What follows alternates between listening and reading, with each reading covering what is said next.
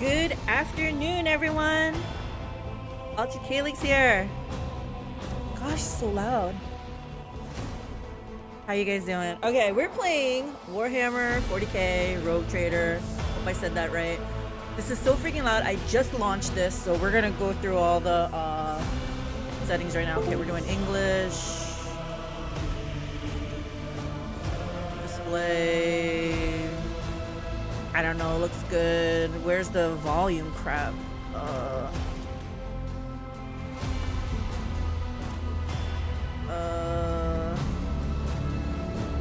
think we're fine with that. I need the volume. End user, sure, we agree, right? Let me just read through all this real quick. Yep, looks good. Okay. Like I said, settings. I think it likes me. Thank you for the follow. Taste my Gucci goo.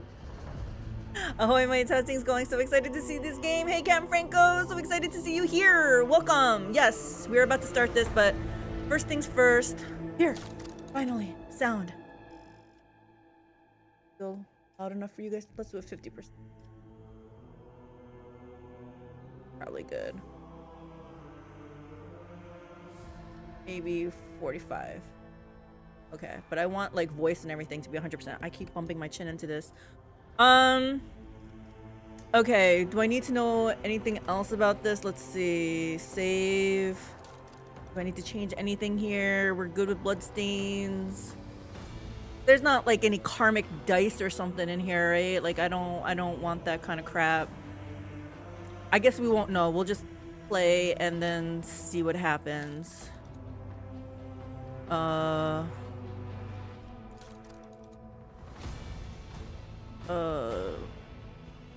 Looks good. Okay. Let me just make sure the sound. Okay. I feel like now the sound is...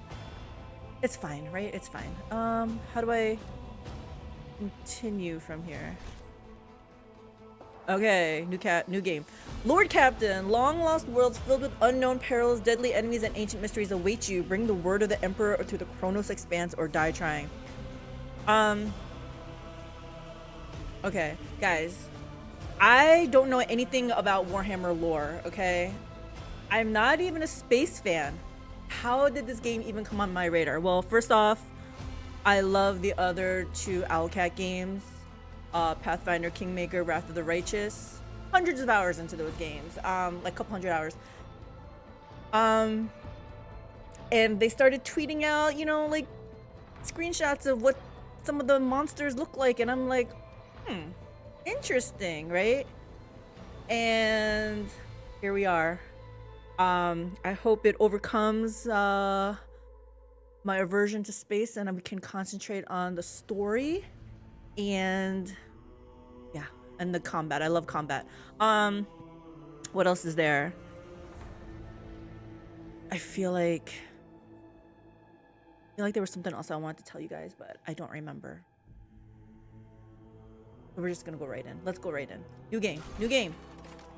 We as developers are always striving to improve our work. To do this, we need information that we can only get from you. By sending game statistics and bug reports to us, you can help us learn more about the way you play and what difficulties you encounter in our games. Since this game is based on Unity technologies, we use Unity Analytics to analyze your game experience data. You can opt out of data collection at any time from the settings menu. Would you like to opt in to sending game statistics? By clicking accept, you confirm that you have read and agreed to. I don't want to send them stuff. Why? I don't know. I just don't feel like it.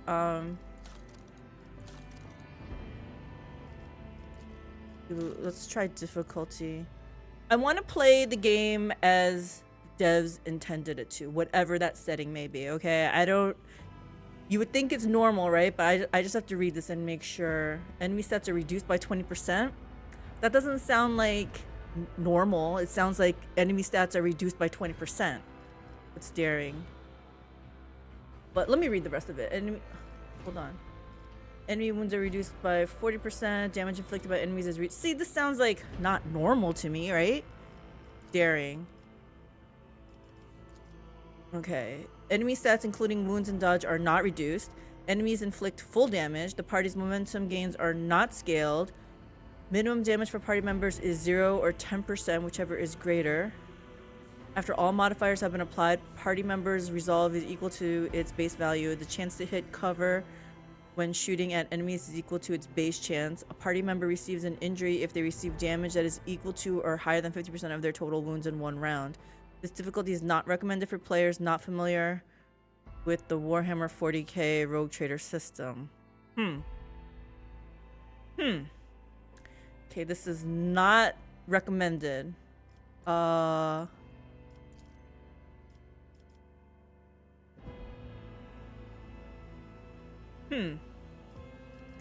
is it gonna be like in Pathfinder, Wrath of the Righteous? You get an achievement for core, but if you change any settings, you like I just changed it so that I could respec. But if you make any changes, you don't get achievement for that, right? I don't know. I feel like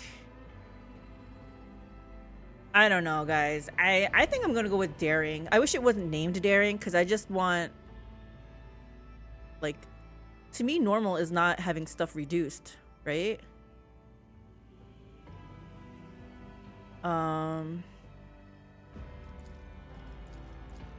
This difficulty is not recommended. Okay, and yeah. I think I'm gonna start with this, and if it's too hard, I'll back out, right? It's simple as that, right? I don't have to commit myself to this, right? Hopefully I can change back. I don't know. We'll find out. Why is this all like warning?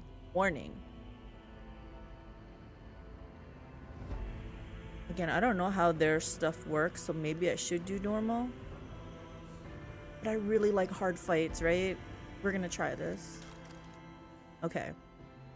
Other story modes are coming soon. Okay, good. Take up the mantle of a rogue trader. Scion, by the way, someone told me I think it was Baked Toast. He's like, everyone's evil. It's just you don't have to feel so bad doing evil things, I guess, right? So I have to keep that mentality in mind, right? So I don't have to pretend. I don't have to pretend that I'm not evil, right? Take up the mantle of a rogue trader, the scion of an ancient dynasty of daring privateers that reign over their trade protectorate and explore the fringes of the known galaxy. Darkness looms over the bloodline of von Valancius as it faces multiple threats from within its own ranks and without as countless enemies seek to destroy the most daring and brave agents of humanity. It is up to you to hold the reins of this shattered protectorate and forge a new path for the von Valancius dynasty. Currently finding itself in a vortex of wars, intrigues, calamities, and heresy. Stakes are high and rise even higher as you cross paths with terrifyingly powerful and ambitious adversaries in the darkness of the Koronus Expanse. Alright, sounds good. Oh, it was gonna take me to difficulty. Alright. Okay, I don't know if this is gonna come back to, bite me in the butt, but we're gonna try daring. Like I said, I wish you would just tell me. This is how the devs expected the gameplay to be. You would think this would be it, right? When nothing is reduced or whatever. Like, this says it's reduced. If enemy stats are reduced, enemy wounds are reduced, like, that means they had to actually change something to be that, right? Yeah, I'm gonna do this, and yeah, if it's too hard, we're gonna back out. But we're gonna do this. Do I have to read any of this? Reading is fundamental, but we're gonna find out the hard way. Okay, choosing this difficulty is not recommended for players not familiar. Oh my gosh, they keep reminding me this. Not familiar already with Rogue Trader systems as well as its implementation in this game. Do you confirm your choice? Yes. Okay, custom character. Hekata. Archetypes. Soldier. Soldier is a master of all ranged weapons, quickly able to assume an advantageous position from where they stand, ready to rain fire on the enemy. While well trained in a highly diverse range of arms, a soldier is particularly proficient at blasting their targets with burst fire and area weapons. I mean, that sounds good. Is there a necromancer in here? Core focus, movement and range attacks, cover and dodge, burst fire, area attacks. Key features, run and gun, revel and slaughter, firearm mastery. Here's the thing, I'm not very fond of firearms, so let's see what else we have. Bad though. That cloak took a long time to unfurl.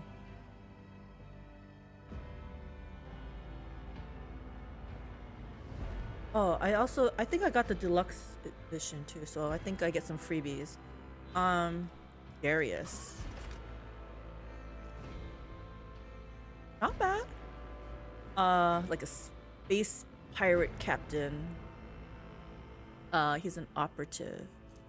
An operative uses intelligence and perception to find and exploit weaknesses in an enemy's defenses. None can withstand an attack from an operative. Core focus, precise single attacks. Wait, where did I say first? Precise single attacks, defense penetration, area debuffs, consistent firing position. Oh, are these like just people I'm gonna get, or do they want me to actually? I think they want me to pick one, right? Okay, analyze enemies. How do I? Oh. The operative targets one enemy within 10 cells from the operative. That target immediately gains +1 in bonus divided by 2 exploit.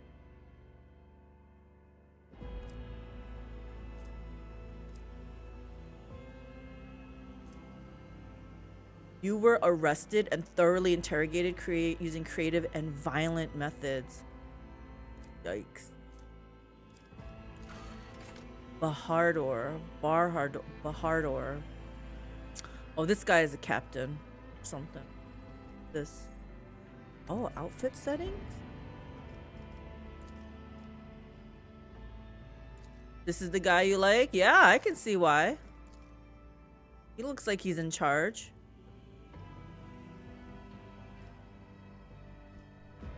What is this thing? I would make a custom character though, personally. Oh yeah.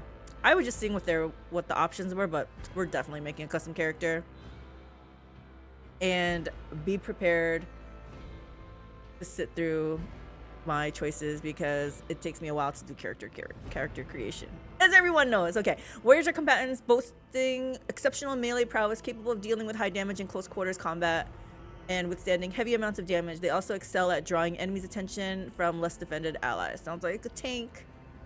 Core focus, melee movement, blah blah blah. Oh, so good. I like that. Me too. Like ours, right? Yes, that's the way to do it. Because you got to read all the choices and make sure, you know, if you're doing a mustache, looks good. The hair is, you know, hairstyle's good. Let's see what their characters look like.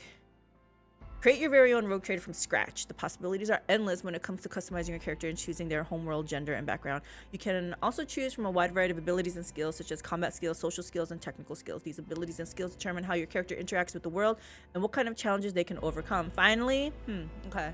Like I said, I don't know anything of the Warhammer lore. Like, usually in the RPGs, I like to take on... I mean, I would like a high charisma... I have some choices, right? I usually take high charisma because, you know, for talking purposes, right? Or I do healer because I'm not sure if they're going to introduce a healer early on. I don't even know if this game has a healer. So, yeah, I don't know. We'll find out. Finally, you can choose your character's archetype. Each archetype path offers its own unique set of opportunities and challenges. Oh, also, I definitely need someone to pick locks. And maybe do a little bit sleight of hand stuff.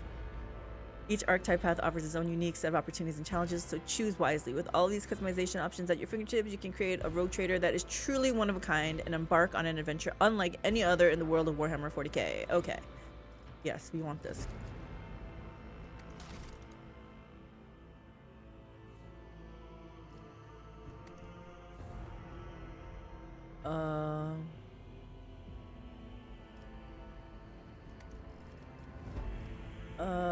Okay. Hey, Crystal Clay, just focus on having fun and killing heretics and you'll be fine. I can do that. I think we're gonna be fine, guys. Okay.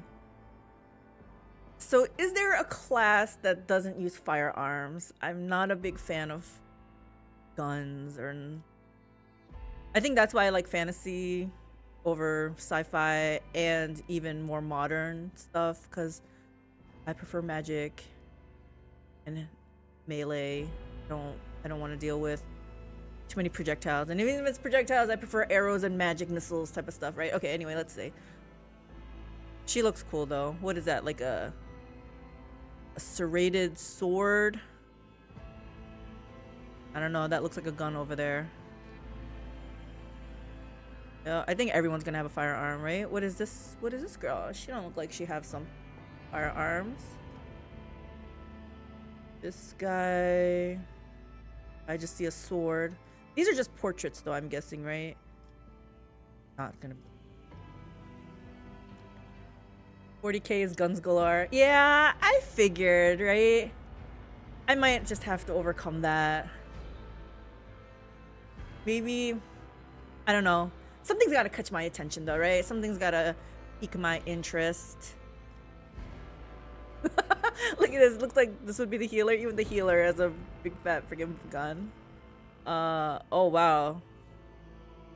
Is this guy like I don't know, he looks kind of evil. I see skulls. Is he like some kind of summoner or necro? But plenty of melee with power swords and such.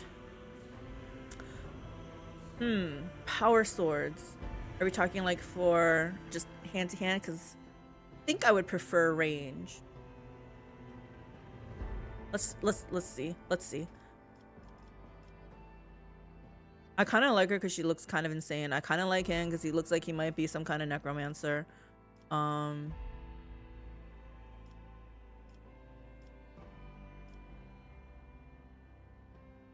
She looks a little too happy here. She looks cool too. Hey, this looks like Will from Baldur's Gate. Oh, this girl looks good. She's got the skulls. She's got the evil-ish kind of look. Okay, this girl's definitely a possibility there. I like that staff. All right, do we even have to look further? Where is she? This.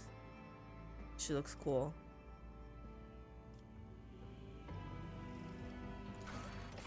All right. Oh, okay, I got you. I see what that is. Okay. My girl's not a frontliner, so she's not gonna be bulky. She's gonna be a waif. We can zoom in. Okay, let's look at the face options here. You gotta pick a proper nose too. Her eyebrows need a little bit tweezing though. Oh gosh, no. What happened? What's wrong with all these eyebrows? What's going on? Do I have to adjust the eyebrow settings first? No. Oh no. No.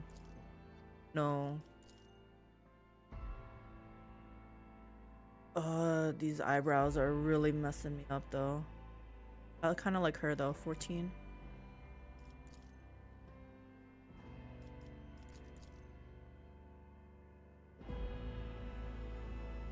Okay, before we move on, I need to eyebrows. I need to change the eyebrows. Oh yeah, this is better. These look like they're drawn on. I just want to see what this looks like. I'm not gonna choose it.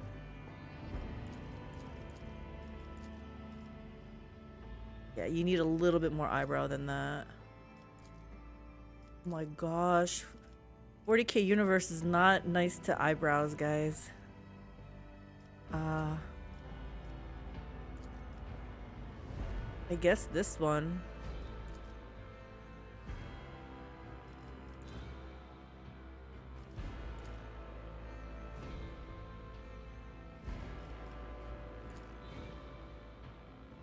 Okay, we'll choose this one, but we gotta go back to here because I'm not sure. Okay, we gotta do this again here. No. Unless, can we change noses? I don't think so, right? So let's just...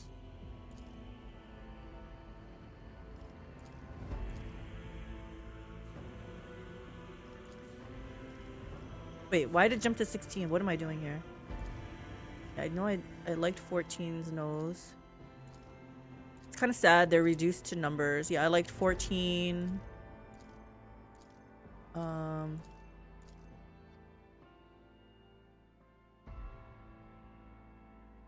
Maybe it ain't nice to anything, to be honest. Do you have this, Crystal Clint? Have you played this? Were you part of early access? Do you know a lot about this lore? I think 14's the winner, right? Or even 1 is not bad, but the nose is kind of pointed downwards. Where's 14? I think 14 has a... I think 14 is gonna be bigger. Bigger. I want her taller, though. Is there a... That's not a lot.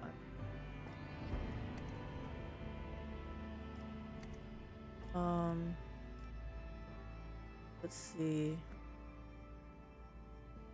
Should she be pasty? I feel like this world you don't see a lot of sun. That's a big assumption though. I have never played this game, so maybe you see lots of sun.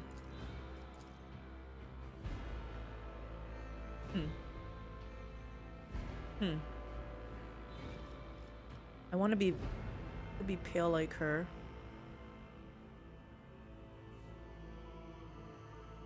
Is there a necromancer in here? I feel like this girl would be really good for a necromancer. I know fantasy more, but enough of 40k to pass nerds questions. Okay, do they have necromancers?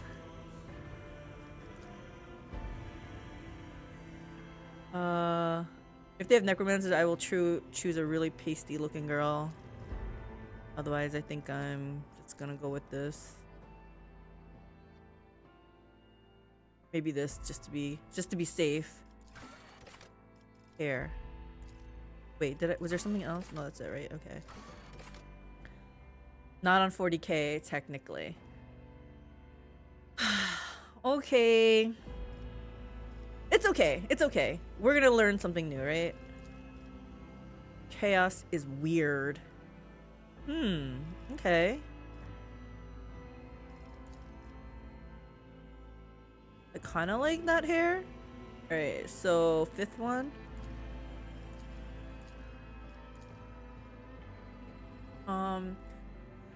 Honestly, I like to choose hair based on what my class is gonna be, but since I don't know what my class is gonna be, well, we might have to change it later. And again, since I don't know class system here, like usually if I choose a mage or a bard, you know, somebody, like they're gonna look more put together, you know? If I choose like a rogue, I want their hair tied up so it's not in their way when they're like picking locks or trying to do sleight of hand. Definitely if you're a warrior, if I'm a warrior or something, you gotta put the hair in a braid or something, right? Get it out of the way when you're fighting.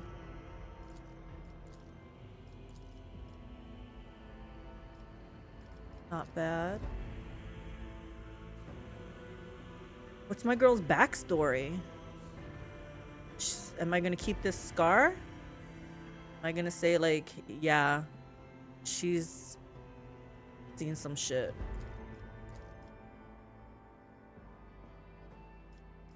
This is kind of pretty. Might be similar to this ish, right? Longer.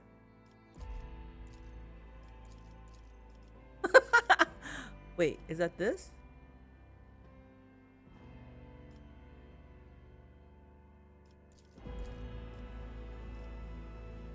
This is wild. Like, this is Marie Antoinette type of style. Oh, wow.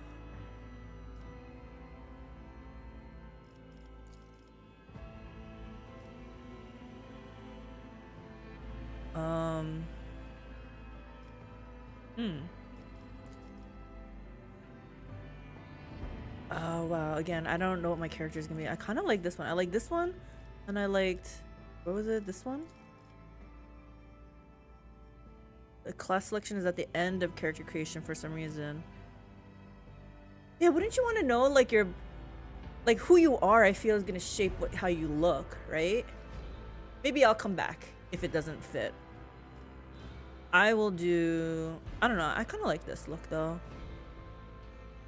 Try to go with this one. And then hair color. I mean, we should try to look like our portrait, right? There's like a weird color. Oh, should we go? I mean, should we go red?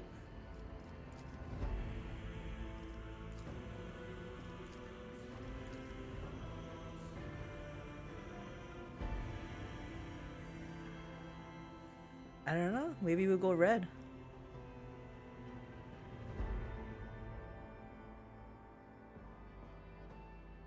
Okay. Let's see. Okay, we did the eyebrows. Eyebrow color is gonna be dark, yeah. Alright, so we did all this. Tattoos.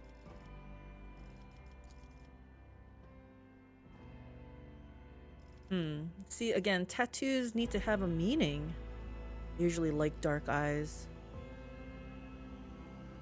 This kind of looks like zombie, though. No.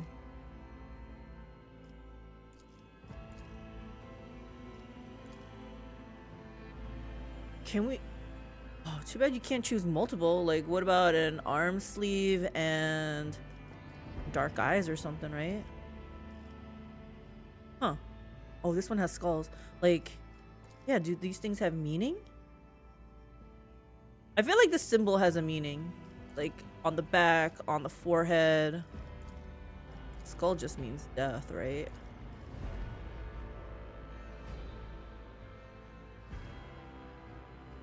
I feel like my girl...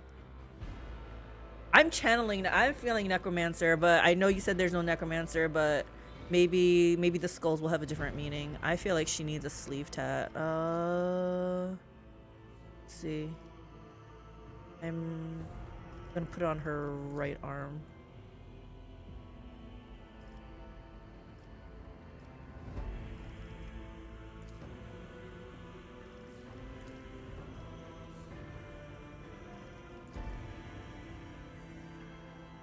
That one's not bad.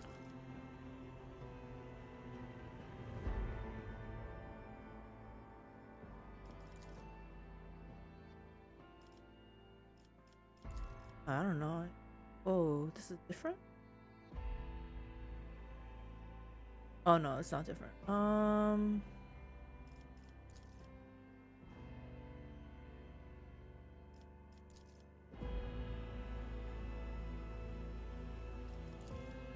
What does it mean? I don't know what these symbols mean. It almost just looks like she wrote notes on her arm to pass some kind of test or something. Like, I don't know. Or maybe breaking out of prison and she wrote some notes down type of thing.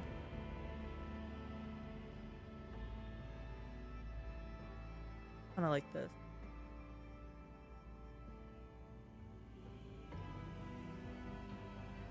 These lines, counting the days. 40k doesn't really have magic like D&D does. What am I gonna do? What was that healer looking chick then? Do they have healers? I think she'll do that. How do I get rid of this or change the tattoo? Not tattoo. The scar. I usually prefer scars that go across the eye. It's like, you almost got me, but you didn't. They have battle nuns? What? Okay, augmentation. I have no idea what augmentation means. Looks like chin guard. Can't even see that one. Need something if I'm gonna use it to be visible. What is this thing? They have battle nuns, which is cooler. I agree. Yeah? I'm gonna see what these battle nuns are gonna be like, and then we're gonna find out. This looks like those port things, like, you know, in the Matrix, you plug in, download some info.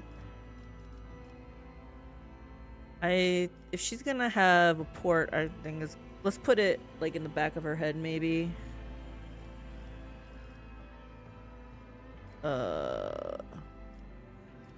They don't really have one in the back, like nape of the neck, it would be this one. I don't know. I'm not really feeling these augmentations. How important are augmentations? What is this augmentation? Can't even see. Girl has too much hair. We're not gonna do anything on the face. Yeah, we're not doing metal jaw. So you're saying you can have 2 augmentation?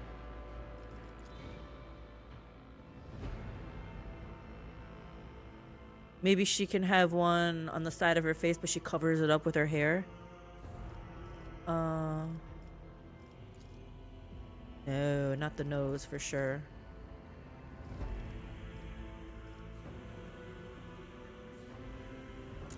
I almost feel like it's kind of like Cyberpunk or something, right? You gotta get chromed out. Like I feel like this girl needs some augmentation. We're gonna put one on the side of her head.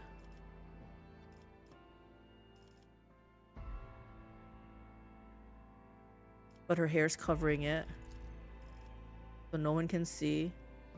That's a real, I feel that's a real tender spot though. I don't know. Let's put it here. No, you know what? We're gonna be like Matrix style. Let's just put it in the back of the head. And then let's do, what is this? Like she got a nose job or something. Look at all those options. This is awesome. Yes. But are you gonna have like a chrome? Oh, this just looks like a headband on her because she's got hair. Kind of looks like a warrior princess type of thing, huh? Interesting.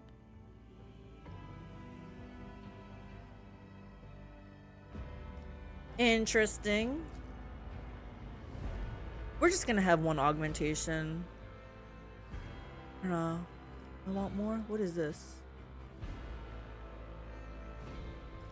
If I knew what these symbols meant, I could be like, yeah, sure, we proudly show our allegiance to whatever this is, but I don't know what that is.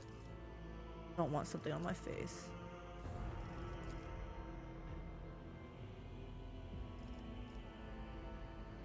Maybe this.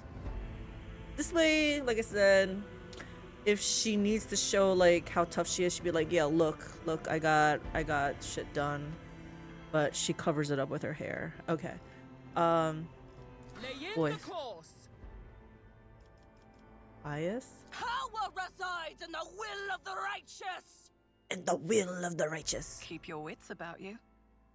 I like that one. Your existence is naught but ashes. I like this one. That is a symbol of the Imperium. Basically, humankind follows the God Emperor, and that is their emblem.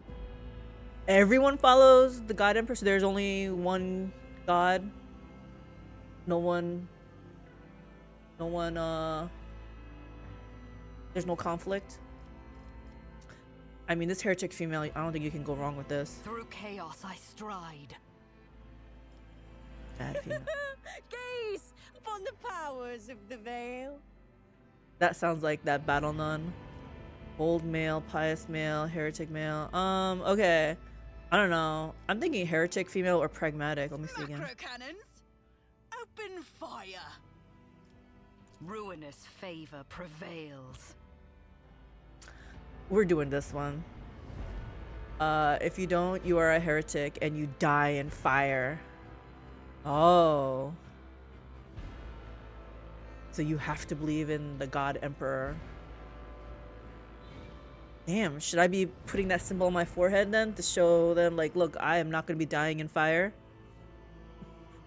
Religion was outlawed and everyone, even Xenos, that don't follow the God Emperor are heretics and must die.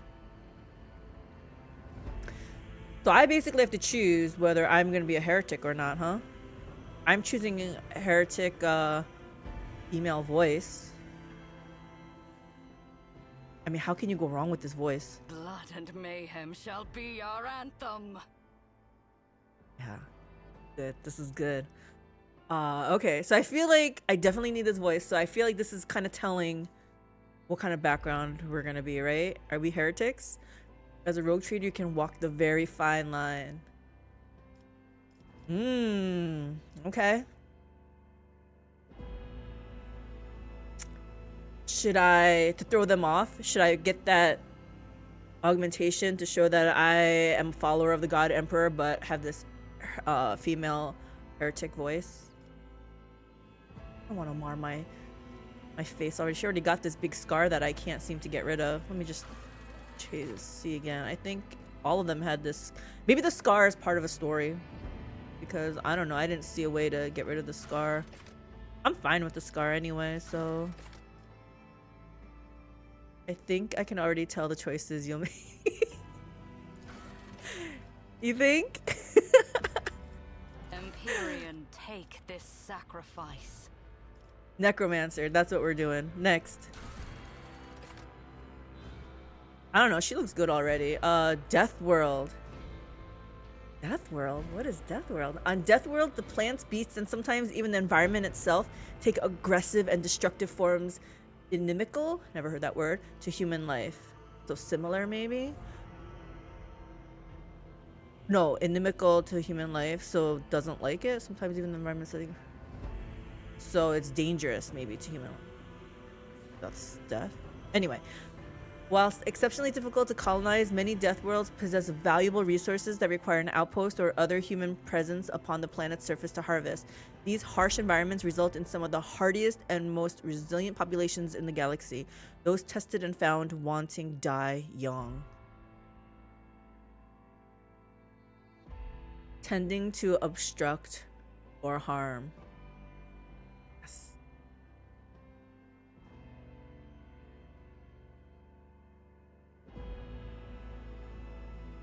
I mean, Death World sounds pretty appropriate considering she got a big fat scar. She got a sleeve. She's got some augmentations. Oh, what are these? Survival instinct. Once per combat, when the wounds of a Death World character drop below 30%, they gain 20% of their maximum wounds as temporary wounds. There's these things called temporary wounds. Okay, I guess we'll just have to see it in action. Oh, press right to expand. Okay, there we go. Additional wounds granted by certain effects and abilities. When a character suffers damage in combat, temporary wounds are deducted first, followed by the character's regular wounds. Why are there so many wounds? Inimical. Yeah, I had a feeling that was it. I was just trying to remember if I deduced it correctly. I think I did. That's why I was like, Temporary wounds generally stay until the end of combat or until the character loses them by suffering damage. When a character gains temporary wounds from multiple sources, these temporary wounds do not stack with each other. The character only benefits from the source that grants the most temporary wounds. What's this benefit? How do you benefit from wounds? The character only benefits from the source that grants the most temporary wounds. I don't know. Not understanding these wounds versus temporary wounds. Maximum wounds are a measurement of how much punishment a character can take before suffering debilitating effects. Is it like, I think King Arthur had like temporary versus permanent.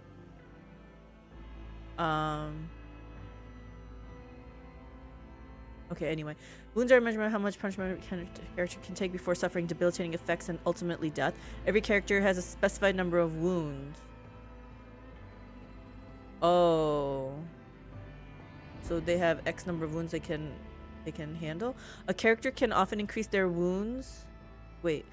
So you want to increase wounds? Or are they saying you want to increase it so that you have more wounds, so that when there's just more wounds and you have more chance of not being hurt permanently? Okay. A character can often increase their wounds by spending experience points and improving their characteristics such as toughness or gaining new talents and abilities. Wounds equals HP. Oh. Okay. Then that makes sense about the first sentence. Wounds are a measurement of how much punishment a character can take. Okay. Okay. So odd that they call it wounds instead of hit points. Okay.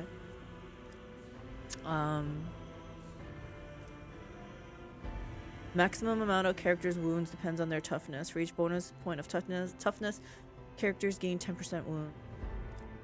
Then they gain 20% of their maximum wounds. Okay, so let me try to translate this here. They gain 20% of their max hit points as temporary hit points. Oh, that works out nicely. That's a nice substitution for words there. Deathworld characters also gain 20% bonus to dodge and armor while they have at least one temporary wound from any source. I do find it interesting, like right off the bat. So instead of calling it like hit points, it's wounds. So it's like more like a negative, right? So Deathworld's an option. I feel like this is more for maybe if you think you're gonna get hit a lot though, right? Wounds are health on tabletop. They probably just wanted to bring it closer to it. Oh. Yeah, I've never done any tabletop games, so that's where my inexperience is showing. Oh, is that how it works? Okay. Good to know. Nice fresh tip there. Okay, Voidborn. Voidborn are humans birthed in the belly of a void vessel or aboard an ancient orbital satellite. Those who have lived their lives on void ships become inured to some extent due to the reality-altering process of warp travel and to living in low or zero gravity environments. In many cases, their features are drawn and their skin pallid. Oh, so I could go back and choose. If I want this, I can go back and choose the pasty-looking skin. They may even have minor deformities or a strangeness to their speech, gait, or general appearance that sets them apart from others. No, I don't think so. Because my girl doesn't really look like she have any deformities. What are their traits though? A Voidborn character can reroll any failed attack. What? Dodge, parry characteristic, or skill test with a 20% chance of success. This chance cannot be greater than the base success chance of the roll. Additionally, any enemy dodge or parry against a Voidborn character has a 20% chance to fail after a successful roll. I'm trying to think what kind of character this is. The +5 int. Yeah, it's definitely not like a frontliner. It's like equivalent of like a caster, right? Int and willpower. This part reminds me of a rogue though.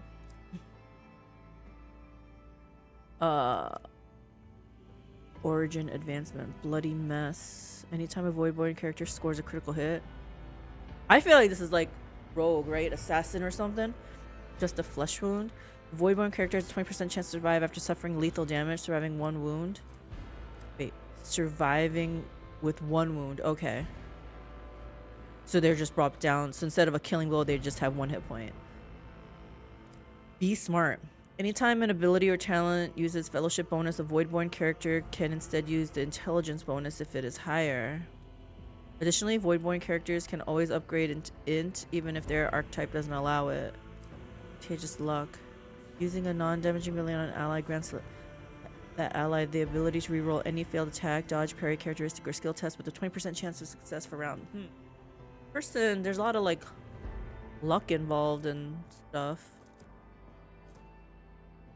Using a non-damaging ability on an enemy grants them 20% chance to fail a successful dodge or parry test against any character for one round. Jinx. While a Voidborn character has more than 50% wounds, more than 50% hit points, all chances of all creatures, including enemies in a 3-cell radius, are increased by 10%. Including enemies, though.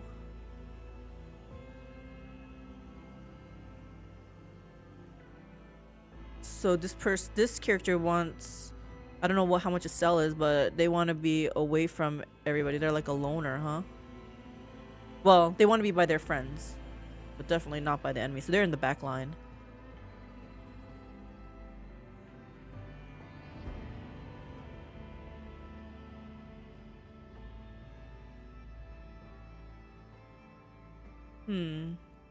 While a Voidborn character has less than 50% wounds. Okay, so that's, well, they were more than 50. This is less than 50. All chances of all creatures, including enemies. Okay, so she has less than 50% hit points. She wants to move in towards the enemy, huh? Wow, this is a lot to take in, honestly. I need to read some of these then. I didn't look at their traits because it was like kind of cut off like this. Okay, their talents or whatever. Brutal Hunter. First, let me look at this. Okay, so this kind of looks like Frontliner. Fellowship. Is that like friendliness? Interact with creatures. Yeah. It also affects the persuasion, coercion, and commerce skills. Okay. Brutal Hunter. Death World characters gain 50% critical hit chance against targets with the bleeding effect. Oh, I'm pretty sure I'm not going to be this though then, because it sounds like this is more frontlining, right? Wounded Beast. Every injury increases the Death World character's agility and willpower by 5. Every trauma counts as 3 injuries. Oh, so much to keep track. And maybe I should go and change that difficulty to normal. Once per combat, when a Death World character is suffering from the stunned, blinded, or immobilized condition, this condition is ignored. Oh. Blinded too? And oh wow, this is nice. This condition, and they instead gain 20% temporary wounds to their maximum wounds. Okay. Rusty weapons. 10% to crit hit chance for axes, hammers, and LAS weapons and lost weapons. Lifetime of Scars. Death World characters take TGH bonus.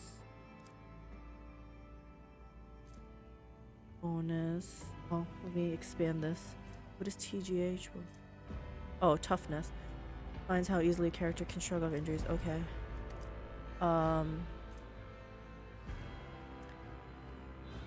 Less damage from flame, toxic damage, and bleeding effects. Okay, so if I was a fighter, I would definitely consider this. Okay. Voidborn, maybe. Hive World. A hive world's population is so dense that great swaths of the surface of the world are frequently covered in gargantuan cities bejeweled with towering spires that pierce the atmosphere. Hive worlds are vital to the welfare of the Imperium and are the beating heart of its economy and war machine. They produce munitions for the Emperor's armies in vast manufactories, mine valuable minerals, and refine fuel for the Imperial Navy. Innumerable regiments of Astra Militarum are raised from their massive populations as well. Strength in numbers. Hive world characters gain +1. But what this is? +1 fell bonus. Fellowship. Okay.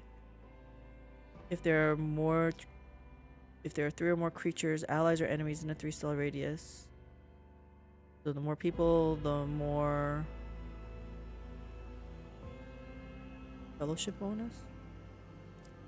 If they suffer a -2 penalty to resolve with no creatures around. Yikes. Usually my girls like to be loners, right? But let's read what they can do. Yeah, this sounds okay. Sounds more roguish than if it's got agility. I don't know. I'm just making all this stuff. Okay, camaraderie. Hive world characters can pass willpower resistance tests using their fellowship value instead if the character's fellowship is higher. Weapon personalization. All ranged weapons dealing physical damage have a +1 damage, +5% armor penetration, +1 rate of fire, and -5 to recoil. Astra Militarum equals Imperial Guard equals the wall of guns. I'm trying to understand what this all means to me. Does this mean this hive world character is meant for gun, like they're definitely going to be using guns?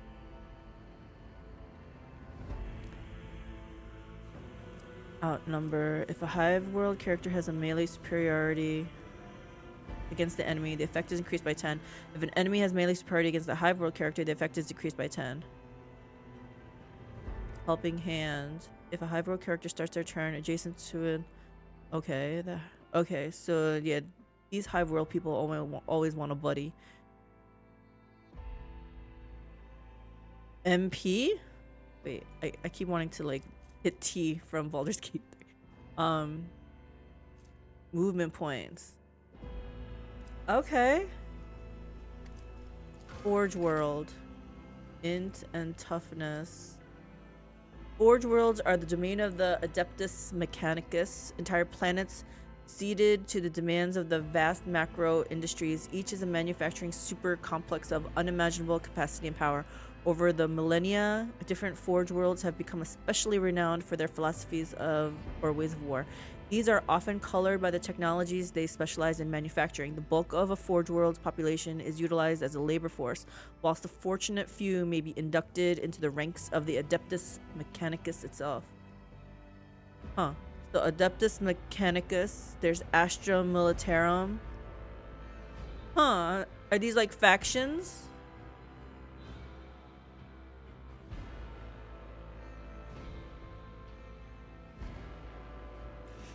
I don't know. I don't want to be a frontliner, but Death World sounds really appealing.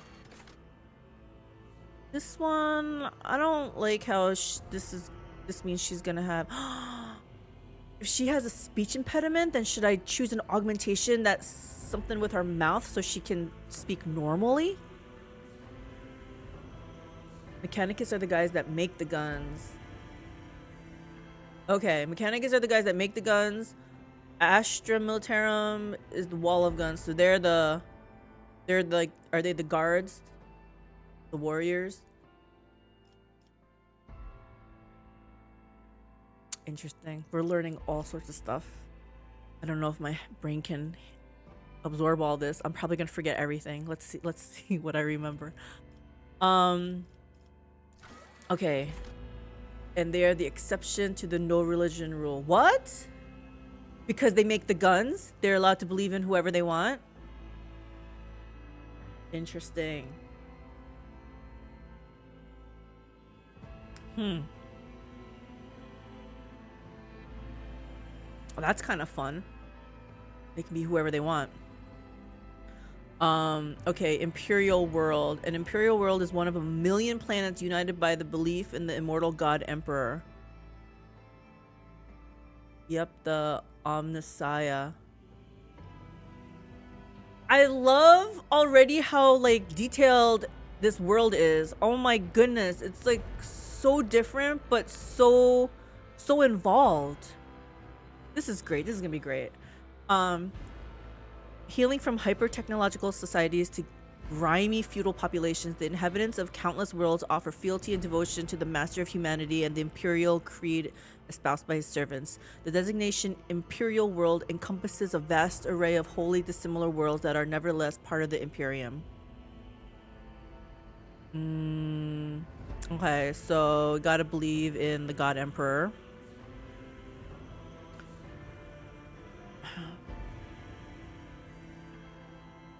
Just trying to, this doesn't really give me much information other than they're zealots, it sounds like. The lore is so good. I have listened to many hours of it from a YouTuber named Luton. Already, yeah, I can tell. It's like, it's so like I said, like complex. It's seriously freaking good. And I don't know anything of it. It's like, but just the fact that they have all this, like, it's great. It's very deep. Yes. Humanity's finest.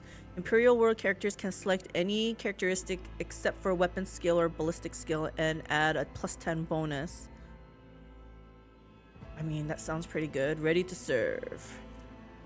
Ready when an Imperial World character is affected by an ally's non-damaging ability or affects an ally with such ability. Oh my gosh, this is so complex. Doing my part. If no other character in the current party has the same archetype as this character, the first use of the abilities from this archetype. Oh my gosh, so if I'm this, I'd have to make sure no one else in my party is this.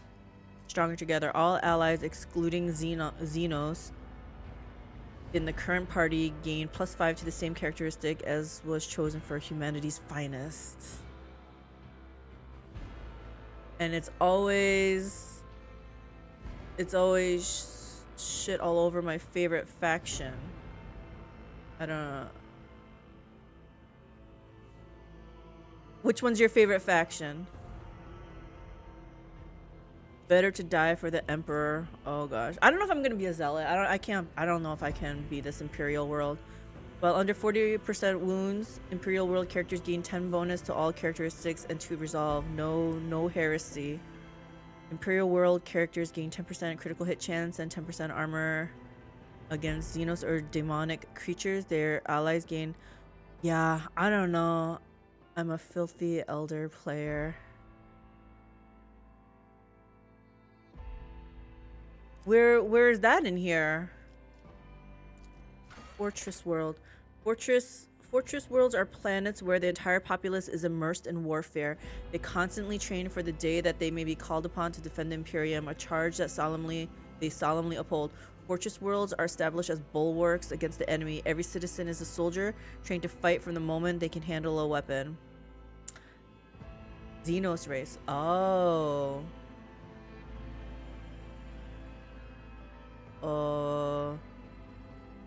I guess maybe is that next origin? I'm choosing a homeworld. Yeah, I can't be a zealot. I don't think I'm gonna be a soldier. I think so I don't know. We're weeding things out at least, right? But I need to know what these people do. Never stop shooting. Each time a Fortress World character kills an enemy, they gain... Oh my gosh. So they always have to be doing something. Always be shooting. Never stop shooting. Perception, willpower... Combat addict? Yeah. I don't want to be this, but I feel like I should read all this just so that it's like repetition. Maybe something will stick in my brain, right? Fortress World characteristics gain 7 to ballistic skill perception. Like this is, I'm just reading words, but I don't really know. Yeah, while out of combat, their intelligence, fellowship, perception, and willpower are decreased by 7. Well, your kickback. At the end of their turn, Fortress World characters gain stacks of never stop shooting equal to half the minimal damage of the most damaging ranged weapons they use this round.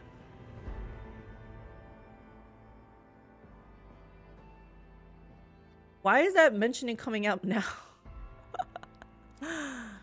Never stop believing. Don't stop believing. We got never stop shooting and never stop believing. When all stacks of never stop shooting should be lost, they become... Okay, I have a question. Because it just got me thinking. So, if I remember, Margaret Dragon said that Pathfinder was part of D&D and then they split. That's because I was like, oh, this name is also in Pathfinder, you know, this deity or whatever, right? So this Warhammer universe, was any of it ever based off of D&D, or was it like its own thing from the very, very start and it just kind of grew? Like, I guess so it's like D&D in the fact that it's its own entity. No relation to D&D. See? D&D had its own like imaginative, creative people that thought of all these things, and now you got these people that thought of their own thing. It's a lot of brain power there. Hail of Steel. Each round, Fortress World characters gain stacking bonus, a stacking 1% bonus to dodge against range attacks. Okay, for each shot they made during this round. Also, the burst attack grants an additional 10 stacks of never stop shooting. It started as a tabletop war game where you build armies and paint minis and battle large scale. You know, that's one thing I never got to do, paint minis. I see people doing it. Like, I didn't watch them, but I've seen pictures of people painting, and it looks fun. Rogue Trader came out of that to have smaller scale combat on a per unit basis. Oh, so the original was like strategy war game, and this is more little combats. Bear magazine. Fortress World characters first reload in combat cause 0 AP. Ha! Is that a familiar word? AP, is that action point? Look at that. Something carried over.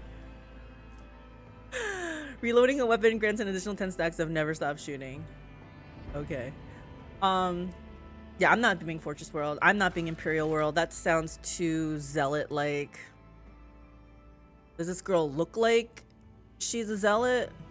No. Fantasy came first, then Rogue Trader, which gave birth to 40k. I'm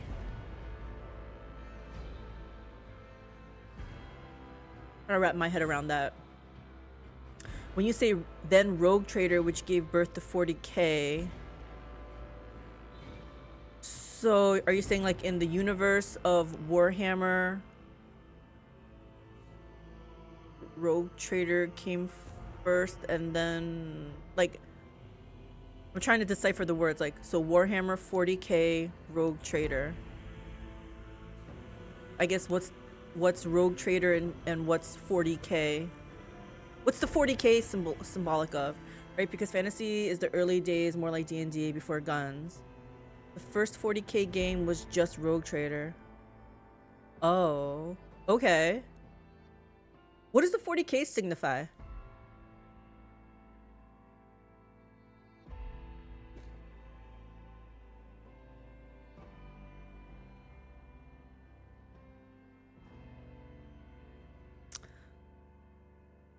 It means years? 40,000 years? Wow, that's a long time. Oh, the year 40k. Okay. I was like, do these races live a long time? Okay. Sounds like they're humans. I didn't read anything except for maybe the Voidborn. I don't know. When I think of Hiveworld, I think of Zerg, but obviously it's not Zerg, right? I don't know if I want Hiveworld. I feel like my girl's gonna be a loner. So it's probably, honestly, it's probably gonna be Voidborn, even though I don't want this. Those who have lived lives on void ships become inured in some extent due to reality. Let me read towns again. I don't know. Death World sounds really good, right? But I feel like I have to be a fighter then. I'm gonna look at. Let's read Voidborn again.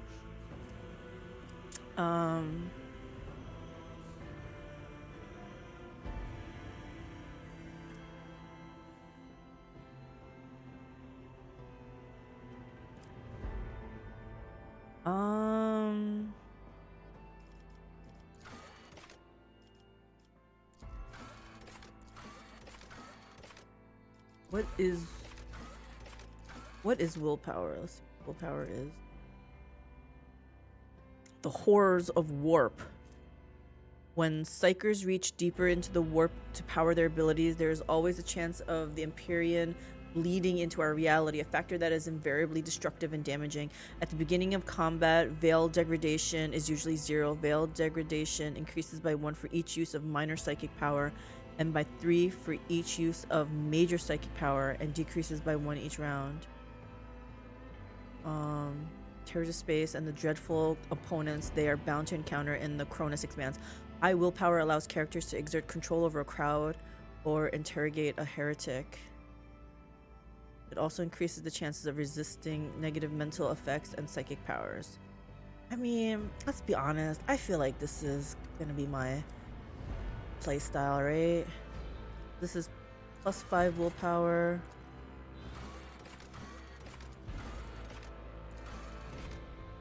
They got nothing.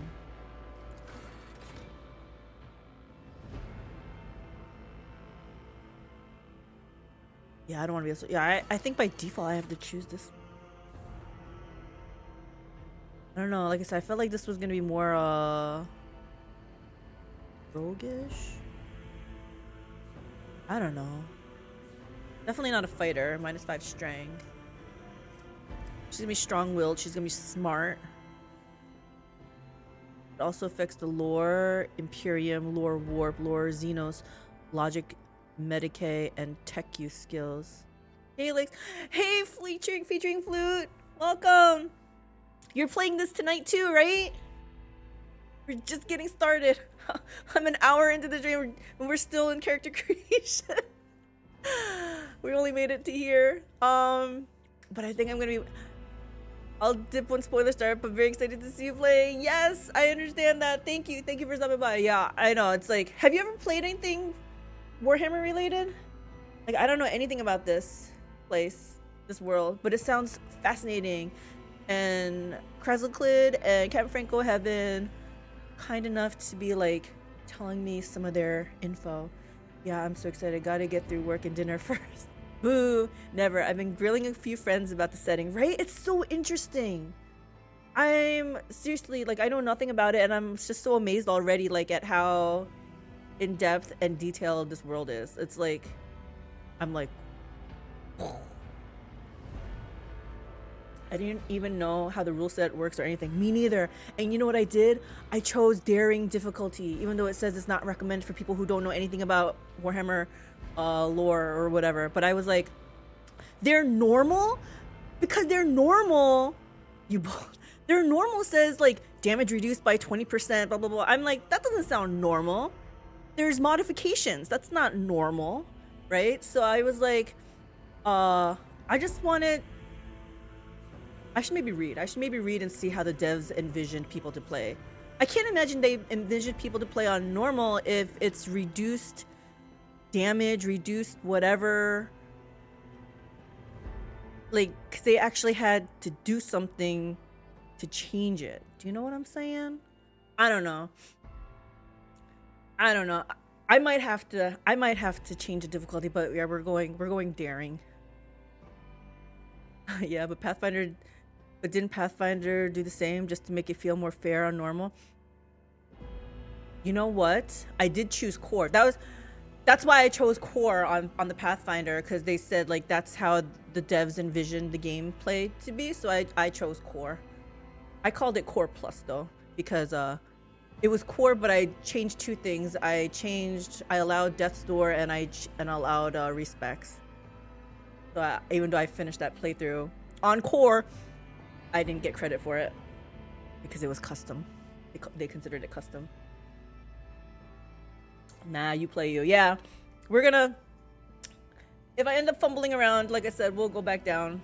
But I don't want any charity from them. Makes sense. Excited to see you tackle this then. We'll see. Do you know what difficulty you're gonna be playing on? You said there's multiplayer in this, right? You and Hemi gonna be playing this? I think I'm gonna pick this one though. Just a fluctuate.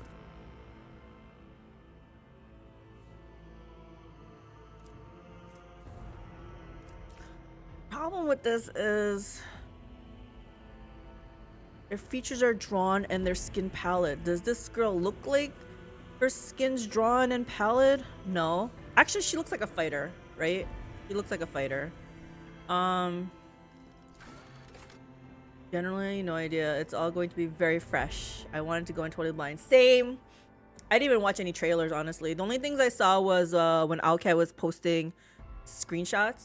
And that's seriously what grabbed my attention. I was like, this looks interesting. And of course, they didn't just show screenshots. They actually gave like lore. And that really is what suckered me in. If anything, it'll be fun to see how you handle things on hard. Let's not get over achieving here. It's daring. It was like 2 less than the hardest difficulty, I think, right? Where is this?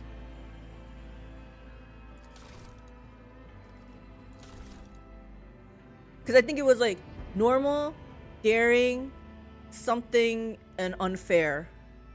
Right? So we're not being too balls. I mean, I guess a little bit daring. We're being daring, I guess. But yeah, it's gonna start playing co-op as soon as we can. I hear it works differently to BG3, so we won't both get main characters. Aww. I love the UI interaction. It's pretty good so far. Like this going up and down. Can I be this, but still... I wish I knew the classes. Can I go up ahead to see what the classes are? Maybe I'll just choose Voidborn. But once I pick my class, maybe I'll come back to change where I originate from. Okay, so I'm not sure.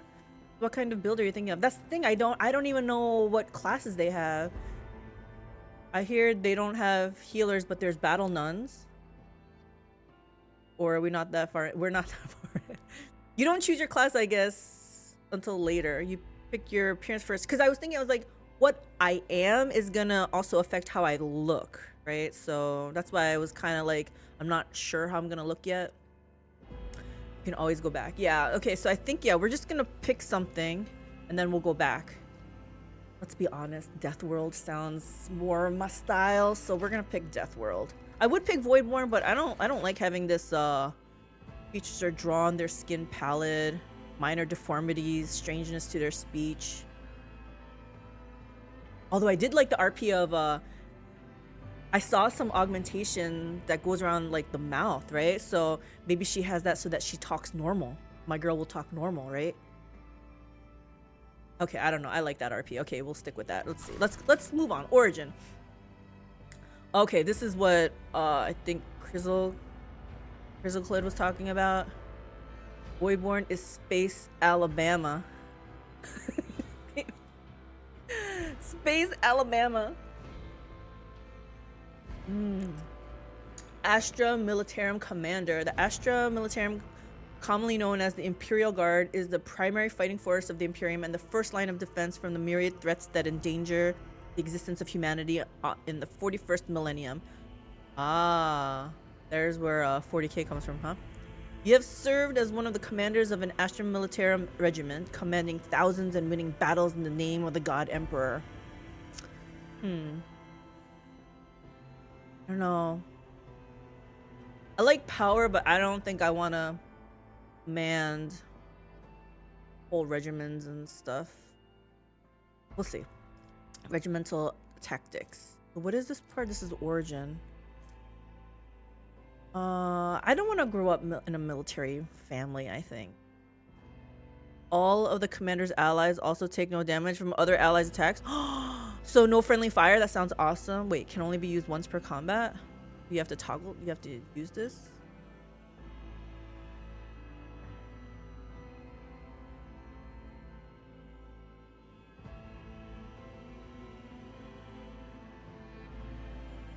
I kind of like this. When they're adjacent...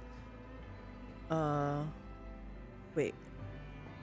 Adjacent to the commander or their allies until the end of the commander's next turn. Once per combat's fine. Ballistic skill. Ranged weapons? Okay. Perception.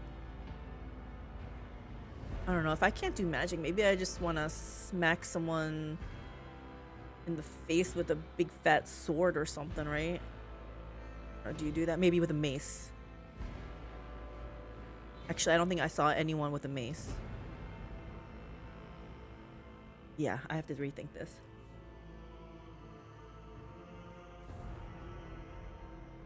I wouldn't mind having high perception.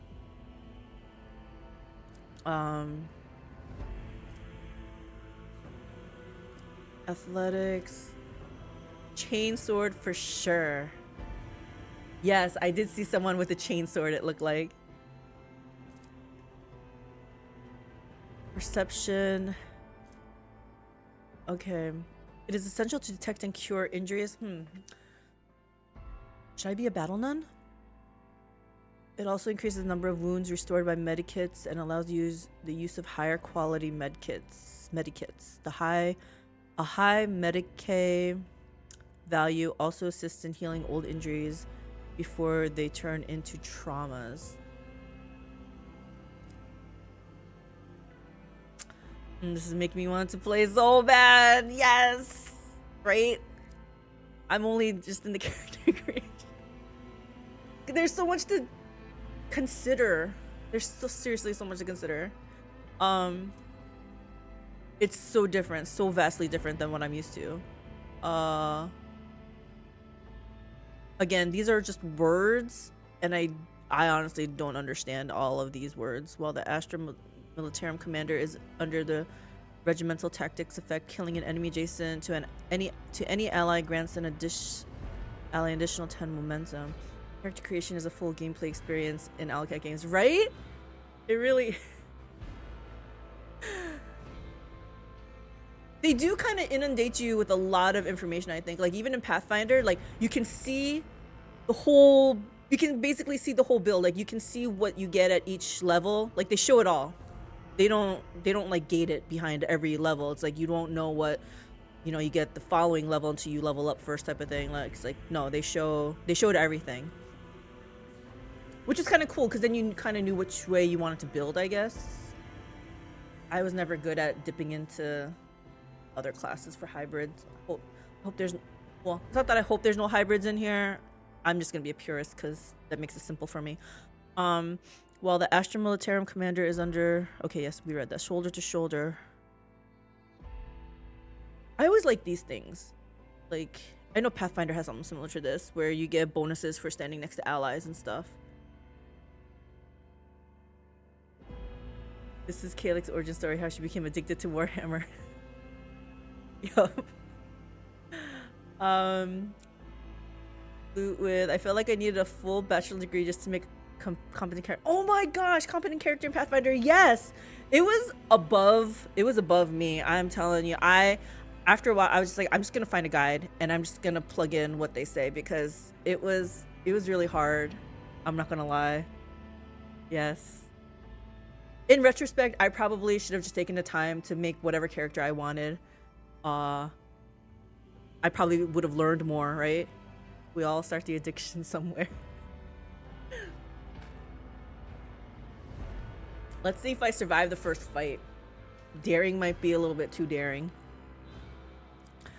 Field of Fire. But you know what? Already, I like stuff like this, though. Knowing that, because I know Pathfinder had this too. I think even like Dungeons of Nullbuck too, where if you stand next to an ally, you get bonuses type of thing. Like little stuff like that, like in combat, like position matter too. Like, in BG3, I felt like you could show them your back and it didn't care. But I'm like, how do I face my character the other way? I don't want my back showing to them, you know? My addiction comes from Total War Warhammer, such a good series of games. Total War Warhammer. So is that part the strategy? Field of Fire. While the Astra Militarum commander is under the regimental tax effects, 5% rate of fire for every attack they have made since the start of this effect. So I have to make sure they're under this regimental tactics. So I hope it can only be used once per combat, but can it be used? Okay, once per combat, not round. So wait, once per combat, so you can only use it one time in the whole fight? Or does it last the whole fight? I don't think it would last the whole fight. I got it from Mark of Chaos. Yeah, Total War is a series that makes turn-based strategy games. They then teamed up with Games Workshop for Warhammer series.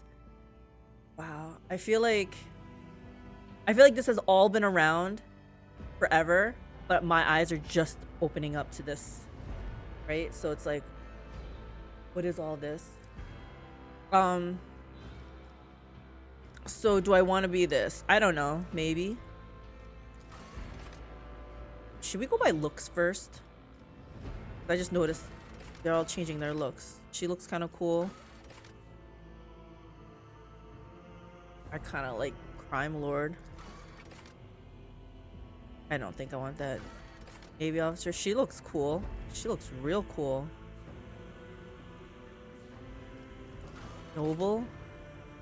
Dang, Noble looks really good too. Sanctioned Psyker. Oh, this girl needs a lot of augmentations, I think.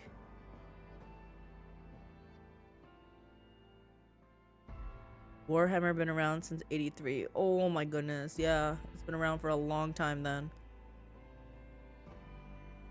And like I said, I'm just learning about it, really. I mean, I might have heard people talking about Warhammer, but I don't, right? That's why it's like so weird that This caught my attention. This game caught my attention.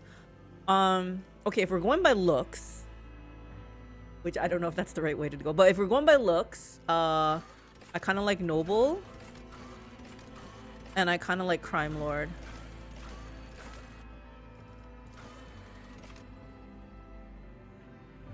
Will Noble go with my heretic female voice? Probably, right? Should probably sound really haughty. You serve me.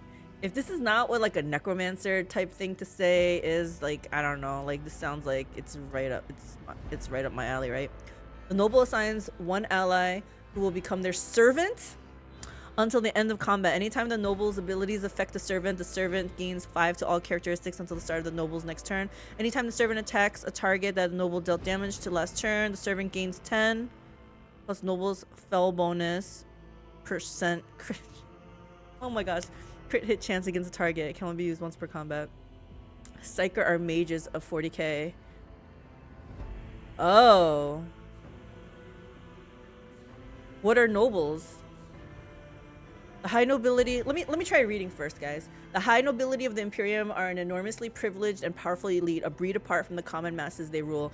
You grew into adulthood upon a pedestal of affluence and grandeur that towered high above the common masses. You expected their obedience and lived upon the fruits of their toil, surrendered to your family in solemn fealty. I usually like extremes, either noble or like coming up from nothing, right? In BG3 I played a noble. That's why she was kind of aloof and didn't care.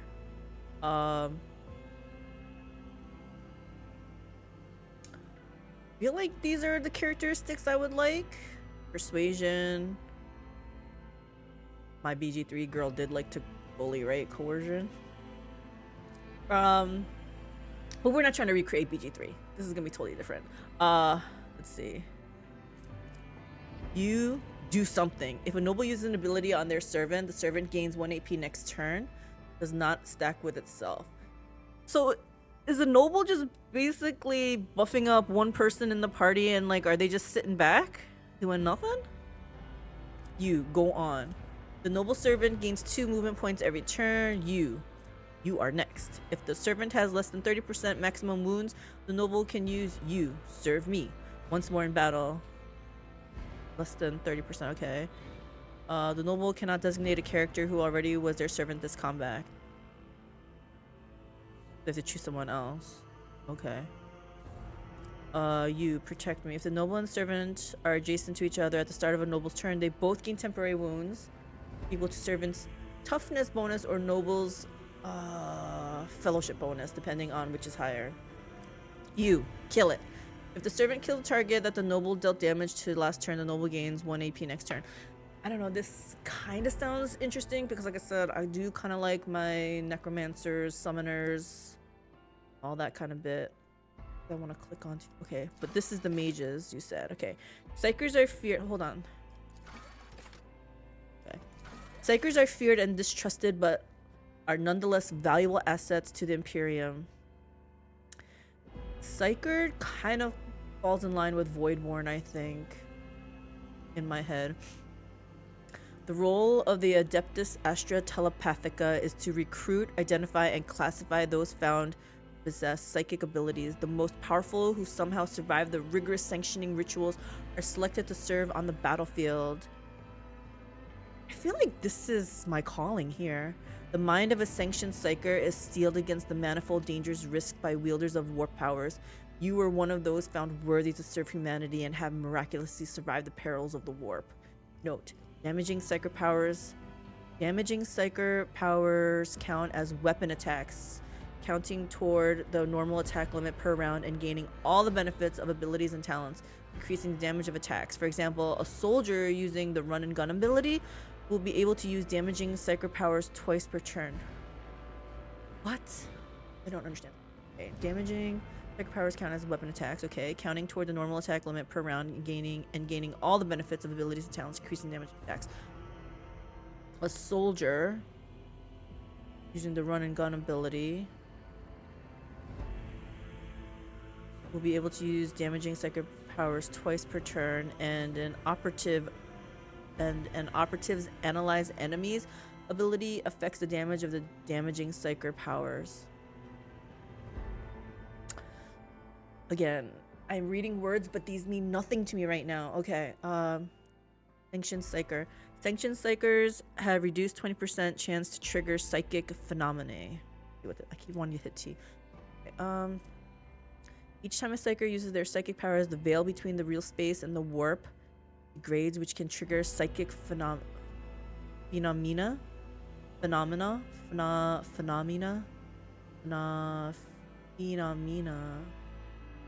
I assume it means run and gun lets you attack twice, which counts for Psyker abilities. That kind of makes sense, yeah, because it's saying that it can use it. It counts as weapon attacks.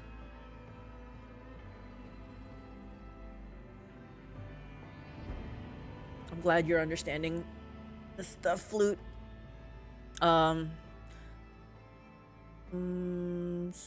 Where my psychic phenomena are more disconcerting than dangerous, intruding into the thoughts of people around the Psyker or causing omens and visions. Psychic phenomena reduce the momentum of the party, distracting them from combat, lowering their morale, or just causing bad luck.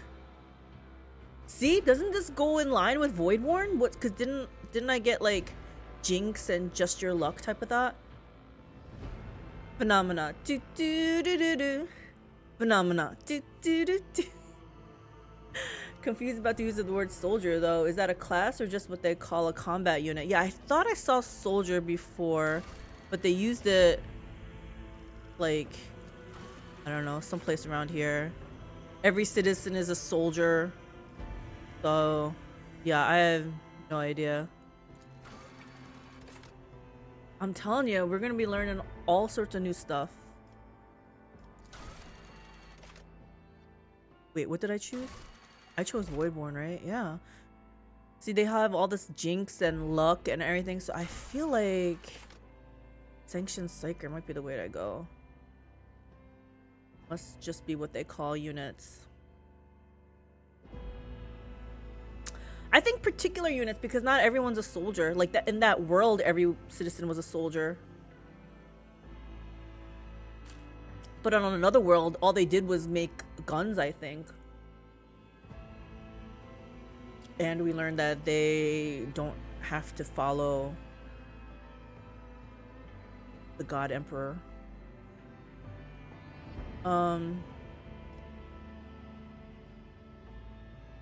I feel like this is what we're gonna be. But this is how I have to look, is the problem. I guess it's fine.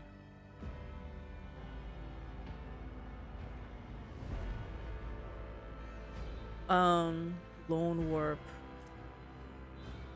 What's that button there?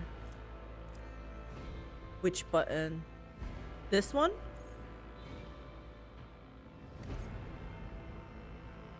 Soldier is a class. You'll see in a few the other ones. Ah.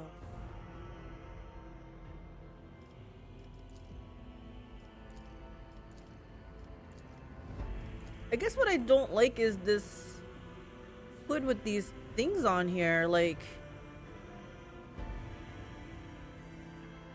is it giving my brain some some power though? Like boosting juice? I don't know. Clothes on. Oh, I can take the helmet off. She does have pretty hair. Oh, backpack. I won. The character models look nicely upgraded from Pathfinder. They do, don't they? I agree. I agree. Like, it's way more, I feel, customizable and prettier, for sure. Like, I could not make my girl pretty in Pathfinder. And then I had no choice but to be ugly. Is that a theme? My characters end up turning ugly. Yeah, I like how she looks, so we're gonna stick with that. Let's see. She want to be red? Too matchy. Oh, there's more. Hold on. Like chartreuse or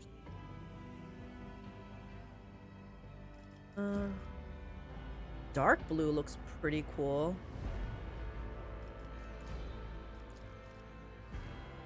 do like my purples though.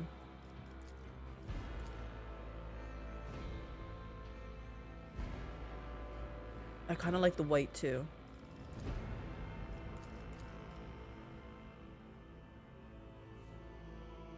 Wish this was darker purple.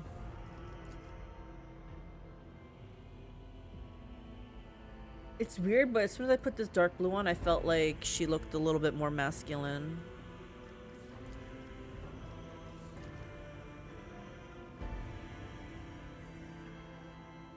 And if this was white with maybe purple, like why can't we choose second color? I think even in Pathfinder you could choose like primary and secondary color.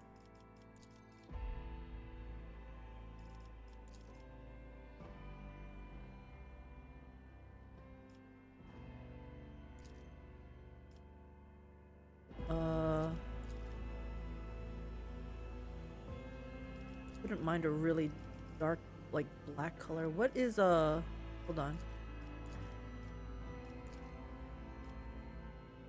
Oh, she's wearing purple. Not that I have to match her, but I mean if that's gonna be my profile pic. Okay, we'll stick to purple.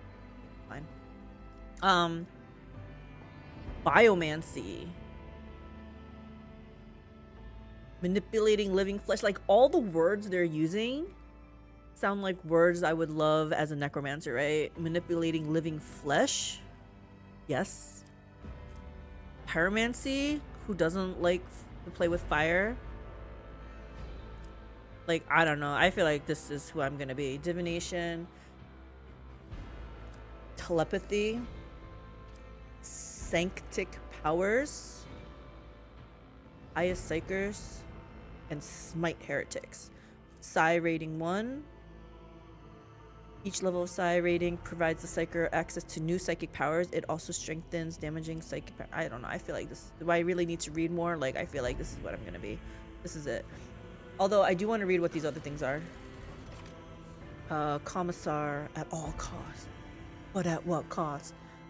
The commissars of the Officio Perfectus are ruthless officers charged with maintaining the morale, discipline, and fighting spirit of their Astra Militarum regiment. You used to be one of these faithful servants of the God Emperor, a living symbol of Imperium authority, regarded with a mix of fear and awe by their subordinates. I don't want to be an officer. I don't want to be in charge of people. Unless it's my own minions. Crime Lord. The Imperium survives and prospers in no small part due to the narrowness of his vision, but a rebellious mind and will such as yours, are they judging me right now, could not be so easily constrained. The dark paths of smugglers and renegades that wind behind the facade of the Imperium Society offer a dangerous refuge for those unwilling to bow to the law. You used to be one of these dangerous yet resourceful individuals. That's very tempting. Surefire plan.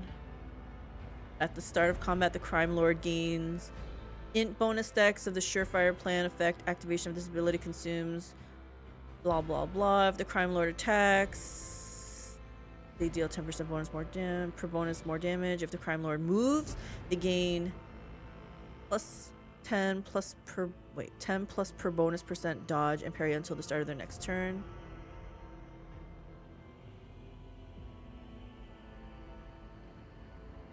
If the Crime Lord uses a non-damaging ability on an enemy. Wow, these are like, who thinks of all this stuff?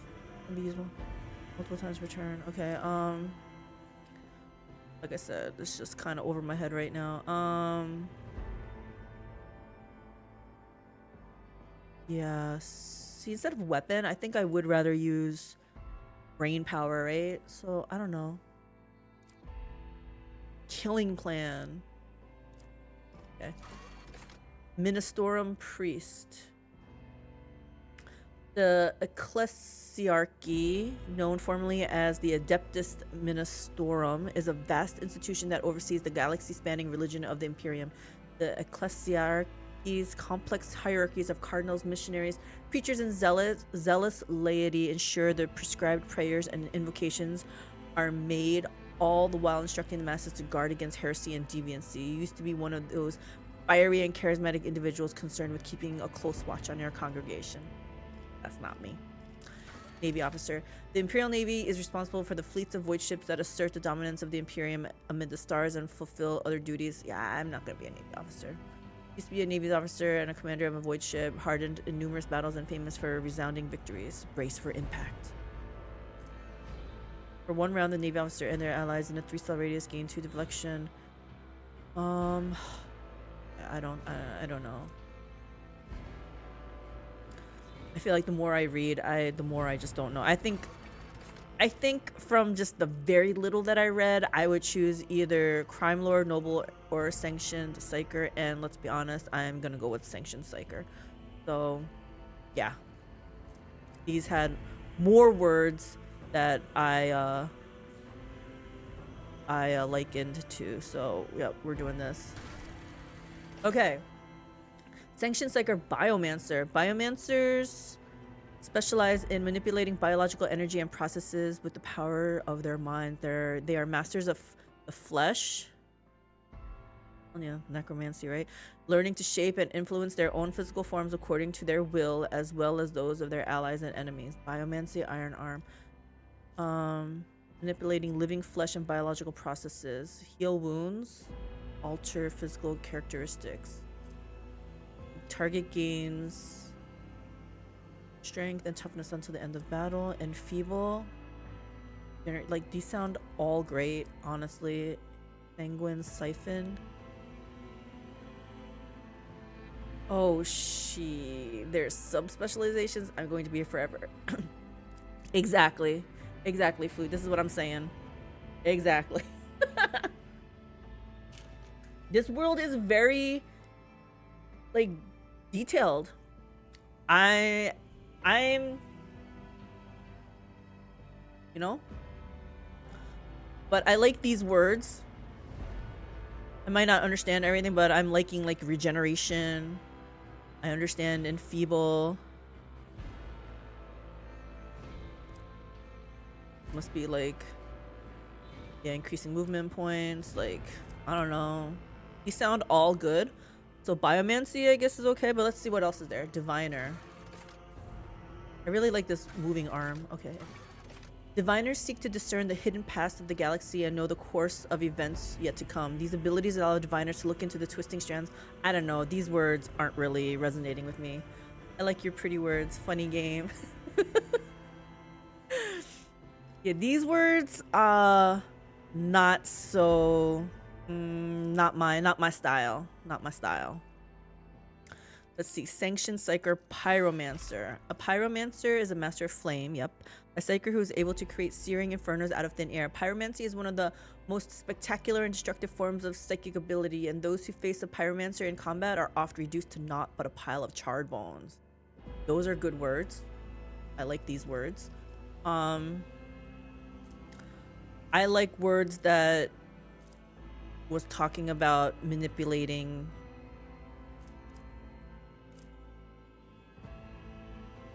I think it talked about people, but it can be undead too. In my mind. But this is maybe a strong second. We always like fire. Sanctioned Psyker Sanctic. Psykers of the Sanctic discipline master their connection to the Golden Throne to support their allies with holy might.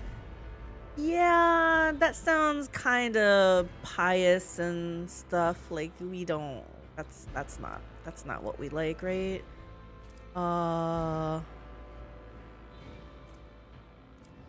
Yeah. Sanctioned Psyker Telepath. I hope that's how you pronounce it. Psyker, by the way. I would think so. Because what else could it be? Seeker? I guess that doesn't sound bad. Telepaths use their psychic powers in conjunction with their own minds to delude, control, and destroy the minds of their enemies. These are good words. Telepathy. Psychic Shriek. Deals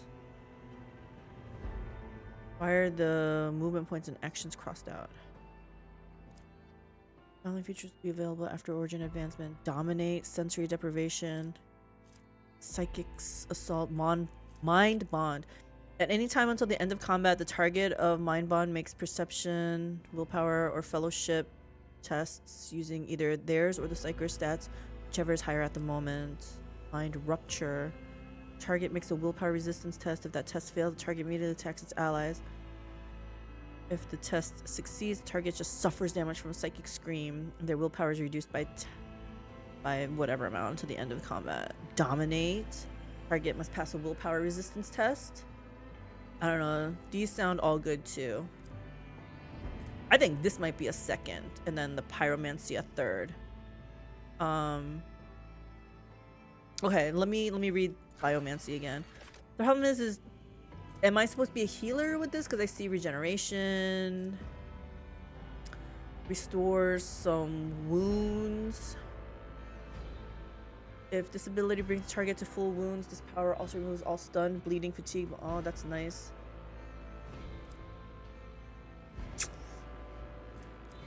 Biophysical distortion. All the Psyker's attacks, including damaging psychic powers, now poison. Oh, poison enemies. This poison deals 3+3 times psi rating damage every turn. For immunity, whenever the Psyker is healed or heals any ally, if the character being healed is already at full wounds, that character instead gains temporary wounds equal to this healing. These temporary wounds do not stack. Oh, that's nice. It's like extra bonus because you overhealed. Sounds like pulse of life. Whenever this sounds like a healer, honestly, right? Whenever the Psyker heals themselves or another character with psychic power or an effect applied by psychic power, this healing can critically heal with a chance. This crit heal chance is increased by all the effects that increase critical hit chance, and the amount healed is increased by the same value as critical damage. Are we almost 2 hours in and still in character creation, or have we leveled up? Hi, hope life is treating you well. Hey, Sir Koronus. Yeah, hour 46. Still in character creation. About, looks like halfway through. Oh, hope you're doing well too. Are you playing this game? Adrenaline surge. So I don't mind playing this, but this doesn't sound as dark. Let's look at this one again. I don't mind being healer though. Psychic assault, mind bond, mind siege.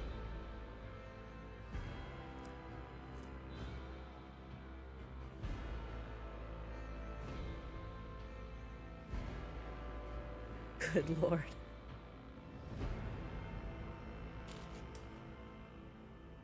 There's too many things to consider and everything I don't know, so it's hard. It's hard to make choices when you don't know any of this stuff. Brother and I will buy it, but we will wait a bit for the first big patch. I contemplated that too. Both looking forward to trying it, right? Yeah. I mean, we all know Owlcat probably doesn't have the best streak, whatever, when it comes to launch days for their other two games for bugs. Yeah, this one has multiplayer, yes. Flute and Hemi are gonna be playing multiplayer on this. Yeah, I don't know. We'll see. Hopefully it won't have as many bugs as Wrath of the Righteous. Okay, so do I want to be more healer centric, I guess? Do I want to be friendly?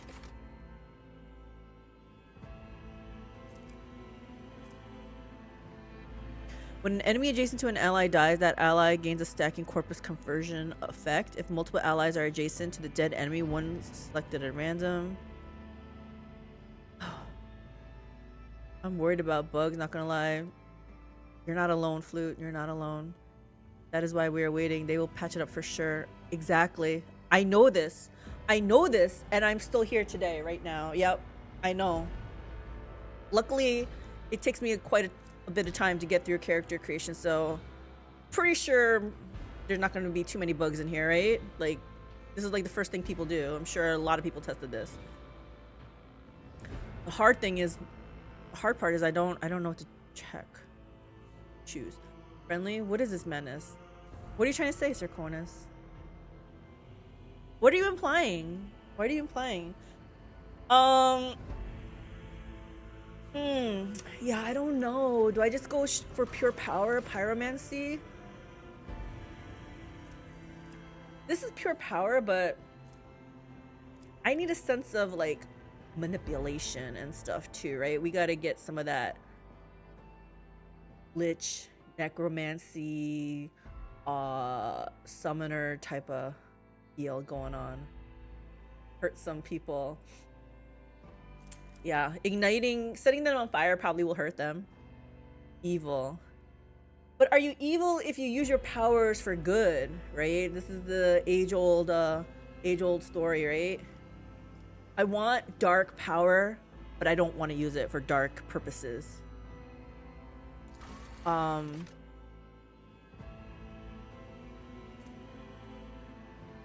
Telepath, right? Yeah, I'm thinking telepath, but these words, I don't know, they don't bring me as much joy. I'm not saying this brings me joy either, because I'm like, maybe too much healing in here. Because then if I ever find a real healer, or maybe am I supposed to be the real healer? Let me see. Pulse of life. I mean, I feel like this is the healer, right? Because a lot of things talk about healing. Who has powers and uses them for good in 40k? Burn them all. That's what I hear too. Like, everyone's evil, so don't feel bad about your actions against others, right? So I'm gonna see how I do in that kind of world.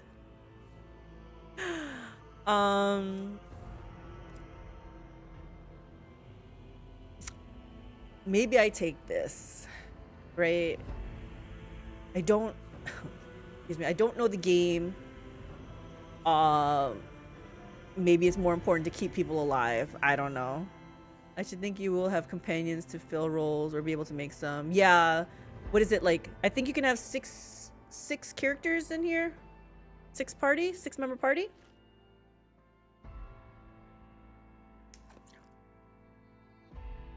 Hope I'm remembering right.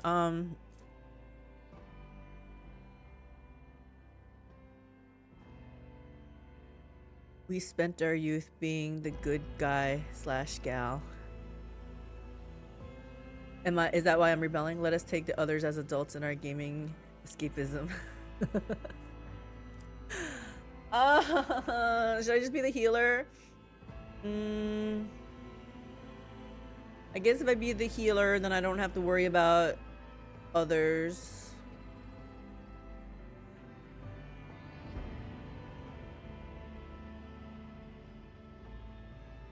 Okay, you know what? Yeah.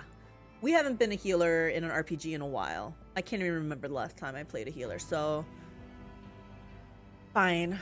I guess we can be a healer.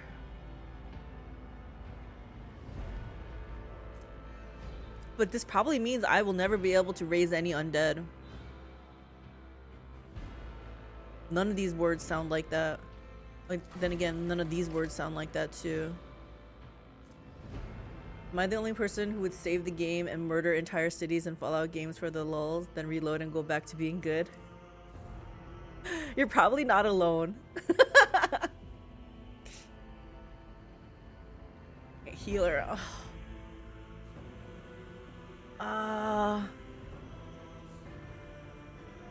Can healers walk the line? I was doing exactly that in Starfield with Sin Lao.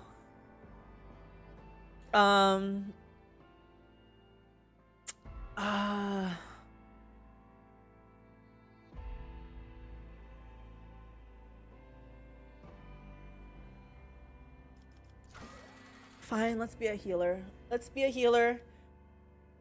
Also, this way, I probably won't have to touch a gun, right? Very common thing to do, really. Yeah. It looks like a healer with offense. Yeah, I see a lot of healing capabilities, but it's fine. I'll toss a heal. I'll toss a heal every once in a while, right? Maybe it'll be like Final Fantasy where the healers are expected to DPS, right?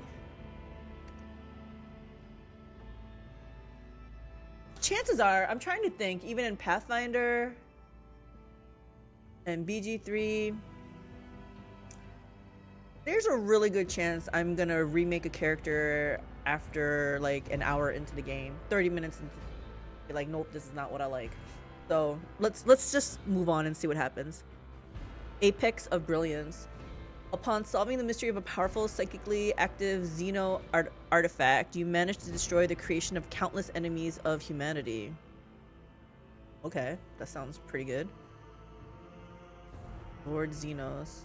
This skill is affected by the intelligence characteristic. It represents knowledge of the alien species known to the Imperium, the threat they pose, and their general appearance. May give access to new dialogue options. Also can be used to disable traps of Xenos origin. I like that. Healers still had powerful spells and could fight. This is true. I really liked like in WoW, when I first played, I did play healer, but then if I was being serious, I played Shadow Priest. So there were some minor heals. As a Shadow Priest, you weren't expected to heal, but I could throw like a hot or something on somebody. Power word, shield. I feel like my girl would be smart. She didn't go into this Voidborn, Psyker, healing spec to be dumb, right? Illustrious glory. You single-handedly saved a pilgrim ship by stopping a warp breach while traveling through the Immaterium. Nah. Shadow spec was great, wasn't it? I loved it. It was so much fun. Feat of greatness. The power of your sorcery crushed the daemon of the arch enemy and drove it back into the warp. I mean, they're just... I feel like this is something good, right? Like they're already just like saying good things here about me. The power of your sorcery crushed the demon of the arch enemy and drove it back into the warp. I kind of like this. Apex of Brilliance. Like, you're at the top of the game. You're brilliant, right? Upon solving the mystery of a powerful psychically and like psychically, I'm a psyker. Like, I feel like this is what I'm supposed to be. And I managed to destroy the creation of countless enemies of humanity. Apex Brilliant sounded smartsy, right? Yeah, that was weird. But I guess maybe only traps of the Xenos origin. Now you're speaking my language, Sir Koronus. Could be some loot behind a trap. Exactly. Yeah, I feel like this is where we're going. It's all making sense. Darkest hour. Grim portents. You were accused of being possessed by a warp entity and forced into exile, leaving your soul forever scarred.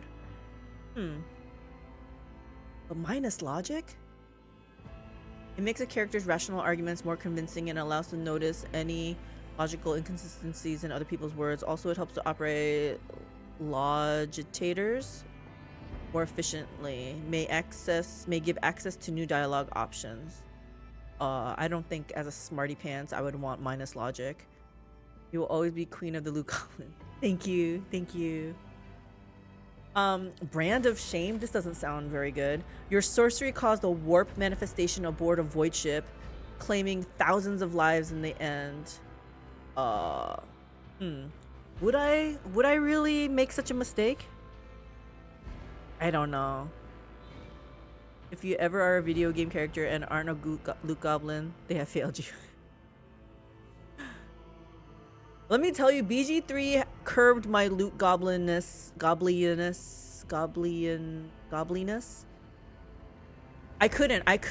didn't have it in me to loot everything. Even I had my limits. The sheer size of Baldur's Gate was just too big. I couldn't loot everything.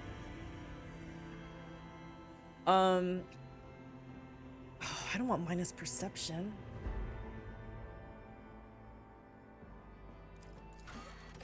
Besides, this one I don't like because they're saying I caused a mistake. Brand of shame. People are gonna be pointing fingers at me and they're gonna know, like, nah. BG3 had a lot of loot that should not have been in there. Yes, for sure. It was trash loot with low value, aka filler loot. Yes. But I think they might have did that on purpose for people like me to teach me a lesson type of thing, right? Like, fine, you're gonna be a loot goblin. Try looting all this. I couldn't do it. I couldn't rise to their challenge. In 40k, it's very easy to falter and kill everyone, especially for Psykers. Especially for Psykers. It's easy to falter. Really?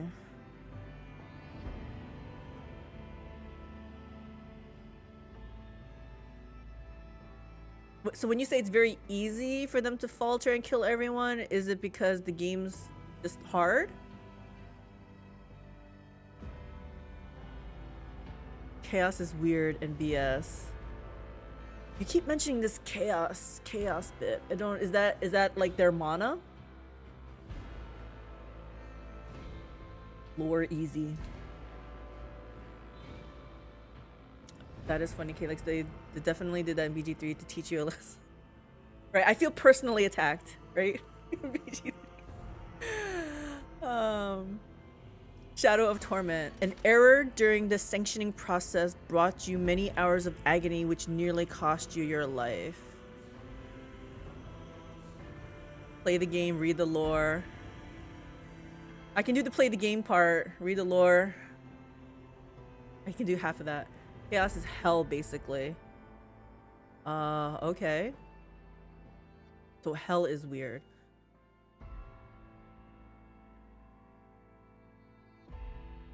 But is that where source of power come? Is that where one of the sources of power come from or something?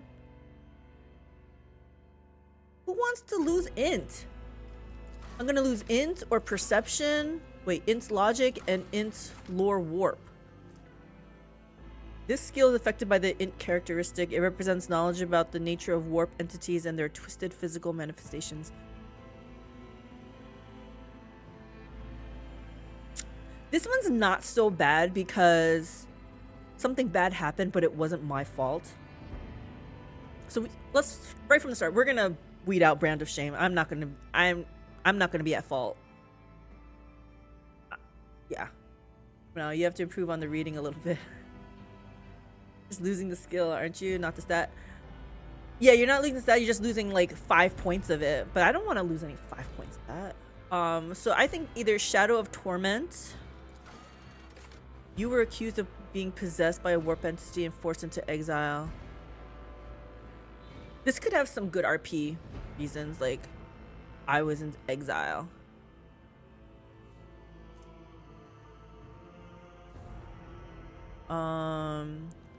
So would I rather lose logic or lore warp? Maybe this. This seems very specific. Just showing you the stats to show what stat governs the skill.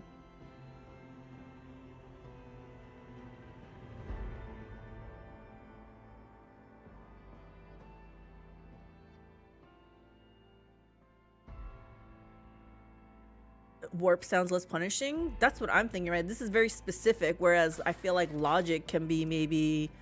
Logic seems like it's more general, but this seems very specific. But I don't know. So if I'm gonna lose -5 and something, it might be... Yeah, I think... Yeah, this one does sound less punishing. And like I said, I also like the story on this one. That could be part of my story. I mean, if I choose this, it is going to be, right? An error during the sanctioning process. Wait, sanctioning process, though. What is this? I was going to be sanctioned? Brought you many hours of agony, which nearly cost you your life. So maybe I'm really bitter. Maybe I'm out for blood. But why am I a healer? Maybe... I don't know. I have to think about how the story is going to be. Already though, I feel like this game makes me think of how my character is going to turn out. The training to become a Psyker. Oh, is that what it is? For a Psyker to be sanctioned, they essentially have to go through the assignment to figure out their power level. There are sanctioned and unsanctioned Psykers. Oh. I wonder which one I am then. Because it says an error during the sanctioning process. So does that mean I'm going to be unsanctioned? So just think of it as your training.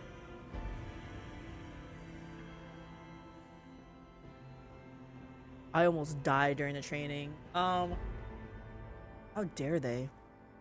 I'm sanctioned. Okay. The reason why I'm also picking these two because it has the right words in them too. Grim portents, shadow of torment. Just trying to think. Do I want to be accused of something?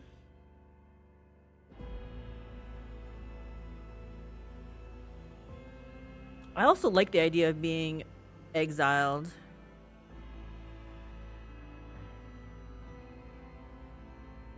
They force me into exiled, and then if they need my help, oh, it's gonna come at a great cost. You know what I'm saying? Okay, let me just backtrack a little bit here. I'm a sanction. Oh, it says sanctioned Psyker here. Okay, sanctioned Psyker biomancer. The reason I'm looking back is a little bit maybe if I can get some hints as to what it's leading me towards.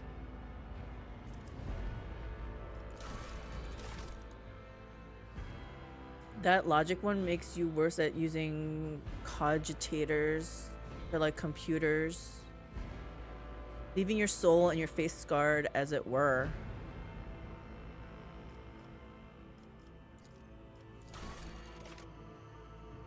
If you take the top one, you're going to have a penalty to them. Who wants to have a penalty using computers? Like, that's my joy, right? Hey, Buzz Nugget, welcome. I say let's just do Shadow of Torment and we can move on. You're a good person. I like you. Thank you for the follow. The Lulu Hattie. Sorry if I mangled that. Lulu? Delulu? Delulu? Yeah, so when you were talking about being scarred, as it were, is that because of this? Because it's making sense now, I think, right, Captain Franco? Like, I went through hours of agony. Maybe that's where that scar came from? Right? Yeah, I like that. I like that train of thought there. A small penalty to lore warp just doesn't sound that bad to me. I agree. I would take it. Someone else in the party can handle the lore check. I think this is gonna go for the RP reasons also. That's where we're going with. Okay. Oh my gosh. Choose an archetype. See description. You can only choose one of the first tier archetypes at this moment. Archetypes are development paths that your characters follow. Each archetype encapsulates a unique set of skills and expertise and represents a specific combat specialization, from the frontline warrior to the indispensable leader preferring to command from the rear. Choose who you want to be in the grim, dark future of Warhammer 40k Rogue Trader. Okay. So this is who I am. Oh, these are the different classes. I've been playing a lot of this game called Last Train Home. Surprisingly, I've not lost a soldier yet with all the saves coming. Good for you. These are your classes. Okay, this is what we need to know. I'm not going to be a warrior. I don't think I've ever liked being a warrior. Officer.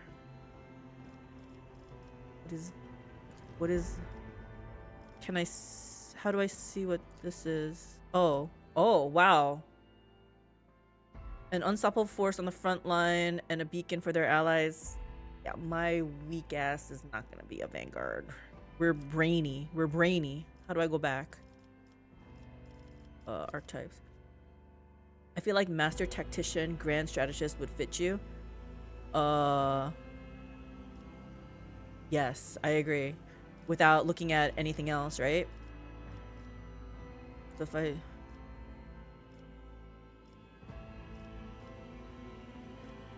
So I can be an officer or a soldier.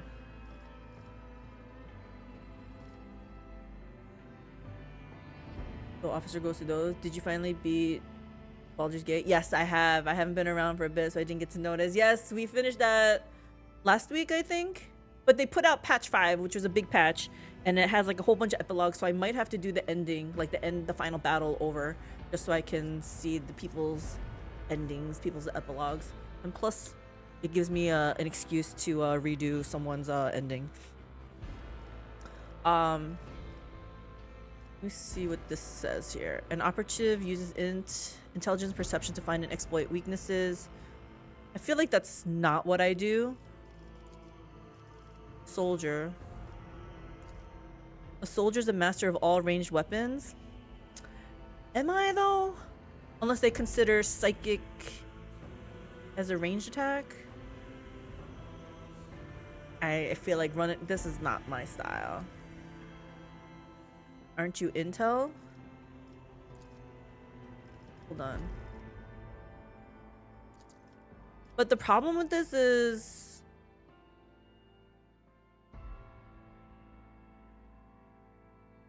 I guess operative officer. I want to see what. Okay, hold on. Let me read what soldier is. No, I'm not ranged weapon. Operative might be something. Officer, willpower and fellowship to improve the combat. Like I could be this maybe with my brainiacness, right? I just don't want to be an officer. Look at some of the skills. Officer might be nice. You are the leader after all. Well, that's nice of you to think so. I'm not gonna be assassin vanguard, so it's either, let's see what master tactician, grand strategist, and archmilitant. Let's see what grand strategist is. Masters of the battlefield positioning for themselves and their allies, the grand strategist is able to increase the battle effectiveness of their party by designating and strengthening important parts of the battlefield. Core focus, battlefield control, ally buffs, unique utility, enemy debuffs. I mean, this sounds like something my girl would do. And as the healer, standing back and bossing your group, party buffer. This sounds right. This sounds like what my girl would do. So what is this grand strategist? What's arch militant? I don't think I'm gonna be an arch militant. Is a formidable master of warfare, able to blend various weapons, and that's not me. So this one, master tactician. Always in the thick of battle, using their leadership and combat prowess, master technicians are able to harness the momentum of their party to enhance the combat. Primary goal is scaling with party success, long-term single target buffs, momentum, versatility. I feel like this could be it too, right? What was that? Okay, so we know this one and master tactician, right? Okay. Then which one do I... How come it doesn't go backwards? I wish it would go backwards. Grand strategist sounds cool to me with enemy debuffs. Yeah, I think either of these could work out really good. I just have to see which one goes to it. So either officer or soldier. I'm pretty sure I don't want to be a soldier. So this one will go to both of them. So either officer or operative. And you aren't just healing, right? I think both have merits. True. If I'm an officer, I can be both. Looks like both of them are locked. Let me just read this one again. Uses intent perception to find and exploit weaknesses in an enemy's defenses. None can withstand an attack from an operative. Single attacks, defense penetration, area debuffs, consistent firing position.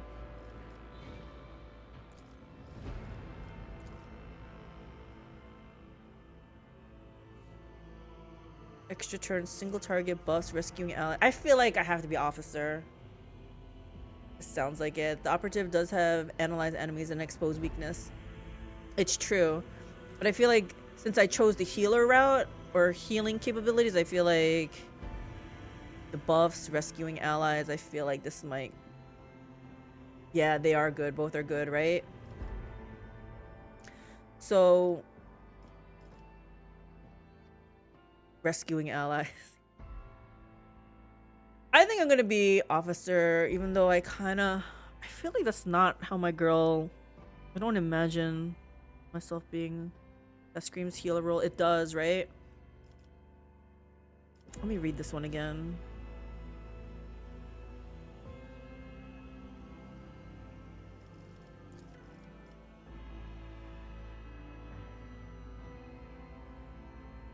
If she almost died in training, she's probably a boss lady. That's true too, right? She fast-tracked it. I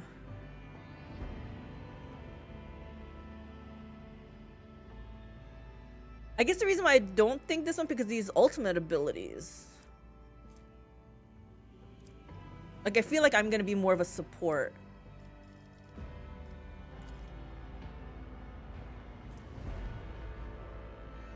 NC officer immediately grants an ally. Finest hour grants an ally. I feel like I'm gonna be an officer. Let's be an officer. Okay, I think that's what we do. Let's step up. Yeah, bring it down, and finest hour look tasty. Let's see what being an officer is all about. Characteristics. Oh my goodness. Calyx, this is killing me. You're itching to get in here, huh, Flute? Look at all those options, right? I'm not gonna lie. You want to play so badly.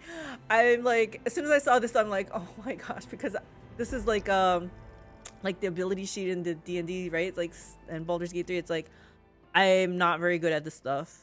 There's probably a min-max, I guess is what I'm saying. And since I don't want to look up guides, this means more reading for me.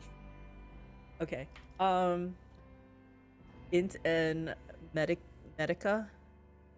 I mean, you would think so, right? Since I want to be a healer.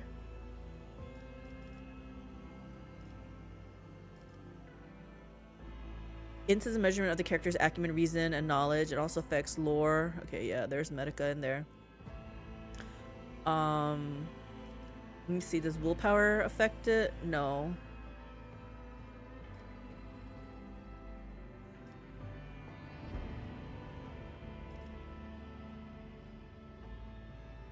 If you mouse over Medica, does it explain the skill?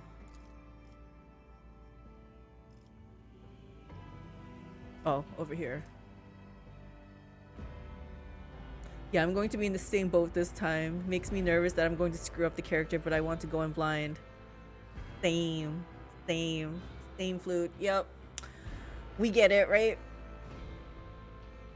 Like, I want to try, like, in Pathfinder, I chickened out and I just looked up a guide, right? I'm gonna try to make my own character. So we'll see. You definitely want that, and to pump int. Okay, let me read this. Sounds like Sir Koronus already read it, but let me try reading it. The skill is affected by the int characteristic. It is essential to detect and cure injuries that characters suffer in combat. It also increases the number of wounds restored by medikits and allows the use of higher quality medikits. A high medica value also assists in healing old injuries before they... Okay. You read fast, yeah. Okay, so we want to pump numbers into here, into int. Oh my gosh, I love this thing. So cool. Okay, anyway. Let's see what the max is. Does your agility stat affect anything like action point? Man, you want to read everything. Okay, yeah, it's probably a good idea to read it. Let's read everything. I'm probably not going to need weapon skill. Competence in all forms of close combat. Yeah, don't need that. Let's just... I can't tank this, though. Add 5 points to characteristic. I can't take any points out, it looks like. Yeah, okay. Character's accuracy with all forms of ranged weapon. Don't need that. Strength. Don't need this. Toughness. Defines how easily a character can shrug off injuries, as well as how easily they can resist toxins, poisonous environments, diseases, and other physical ailments. It increases the chances of resisting negative physical effects and the amount of a character's wounds for each bonus point. I mean, this is not bad, but it's not like core, right? Agility. Measures character's quickness, reflexes, and poise. High agility allows a character to manipulate delicate explosives with finesse or to keep their footing when crossing treacherous terrain. It improves the character's initiative, dodge, chance, and reaction of a like this sounds like, yeah, for like, definitely like for a rogue. But I don't... As a healer, do I need first like high initiative though? It also affects demolition skill. I feel like this is not high on my list, right? I feel like I would rather have maybe toughness than agility, right? Int, we know we want a lot of this. Is there a max? That's the max I can do. Okay. Perception. Describes how well a character perceives their surroundings. Characters with high perception can pick out. I mean, I always like this, but it also affects awareness skill and reduces enemy dodge chance against the character's attacks. What is awareness? It encompasses the subconscious ability to react to things that the conscious mind may not perceive. Awareness allows a character to notice traps. I feel like this is more like what a rogue would do. Like, do I need this? Let's see what willpower is. Withstand horrors of the warp, the terrors of space, and the dreadful opponents. High willpower also allows character to exert control over a crowd or interrogate a heretic. It also increases the chances of resisting negative. I mean, I probably want high willpower. You have 3 highlighted in green, which is probably trying to assist you in choosing.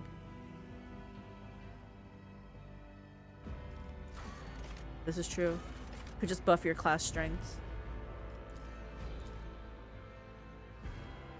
And then Fellowship. Represents character's ability to interact with other creatures. It also affects the persuasion, coercion, and commerce skills. I mean, that sounds good also.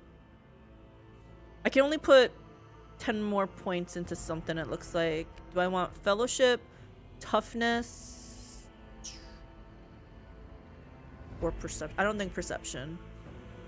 I would like high Perception, but I feel like another class is probably going to have a higher chance of it, right? Each class has 2 pips you can click and fill. Yeah, I have 2 of the... Oh, I didn't do Toughness. My bad. Okay. There we go. All right, that was easy. Mostly because, like you said, they kind of gave me a hint what to choose. It doesn't sound bad, so we'll just go with it. Void ship. Sword class frigate, Firestorm class frigate. I can't tell you how to play, but pushing your strength seems safe. That definitely sounds like a good idea. I didn't even realize that the 3 were in green. I mean, I think that's a strong indication, like, of what I should be doing. So this is the name of my ship. Invictum Erebus.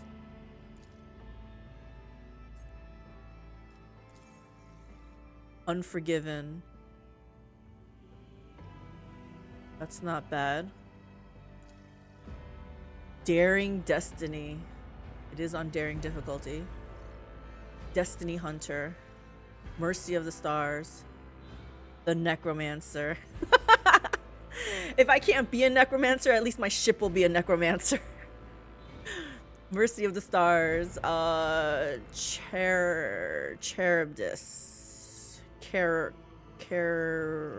Charybdis? I don't know. Invictum. I wish I knew what this Erebus means. I'm gonna look at this word up. The word Invictum sounds good too. You know what? I'm gonna look up Invictum also. What does Invictum mean? Invictum.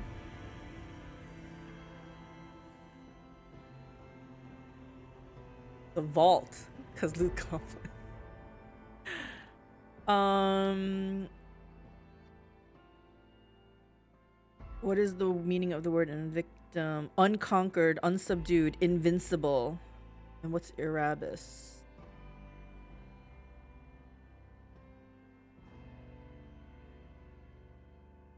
Oops.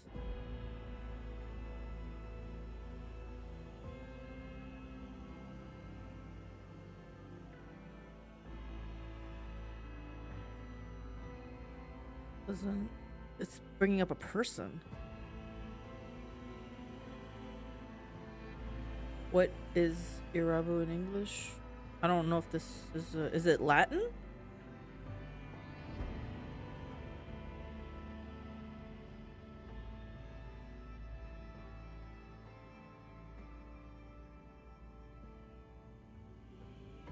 There's Iratus that wants me to look up, but not Erebus. Gold vault equals aurum convexum. Why are we stopping at gold? Where's platinum? Seeker's Haven? No. Apex Predator? No. Atonement of the Abyss? G-Circ, what are you trying to say? Yeah, you're pushing this vault thing. Mercy. They'll know exactly who I am. Mercy of the Stars. Redemption Inexorable. First Forged. Look at this. I feel like they want me to pick this. Daring Destiny. Fatum Audacium. Your ship could be a flying dragon horde. 40k uses broken Latin and sometimes makes no sense. Okay. That's why it wasn't finding the words. I was like, this word doesn't exist. Guardian of the Brink. Unbound Avarice. Righteous Absolution. That would be really good for like a zealot. Oculus Ignis. Pyromancy. Redemption Inexorable. Is my girl looking for redemption? Arcanum Redemption. Redemptionist. Unbound Avarice was great. Greedy. I had a dog I named Wolfus Dubius Maximus. That is a great name. How did you come up with that name?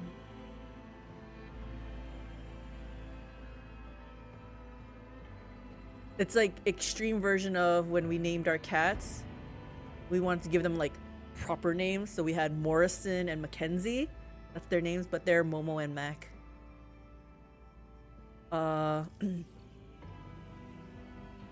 Trailblazer, like a wolf and a giant joint. Mashed them together. Gotcha. I want to name an animal Ham Bandit. It will happen. It will. Ham Bandit.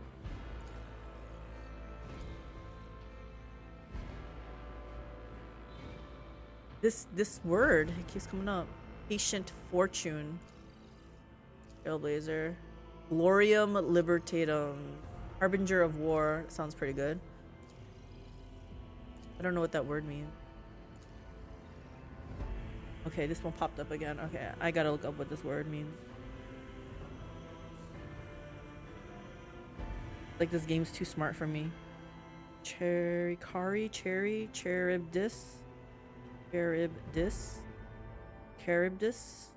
Oh. Mythological character. Sea monster in Greek mythology? I don't need to be that. Redemption. Horrible. Seeker's Haven. Okay. A lot of them here. Void Treader.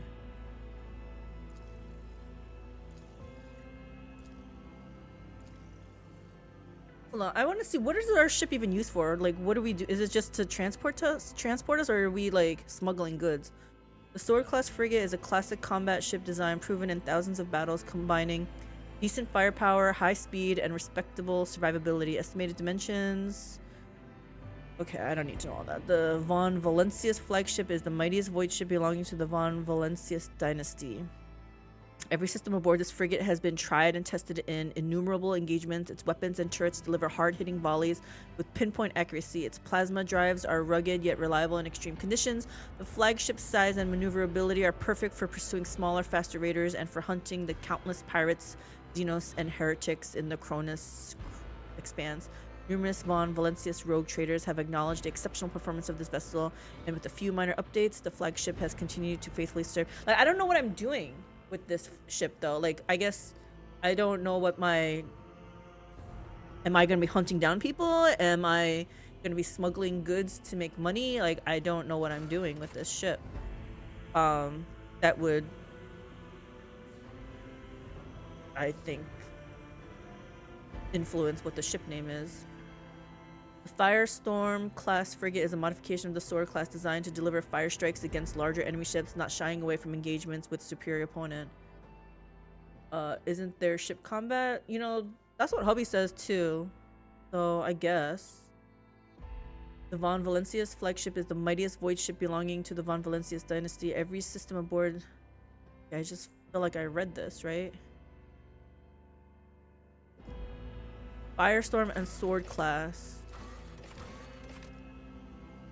Classic combat ship is a modification of this one to deliver fire strikes against larger enemy ships. So am I gonna go after bigger fish? This is high speed, decent firepower, high speed, and respectable survivability. What's the survivability on this one?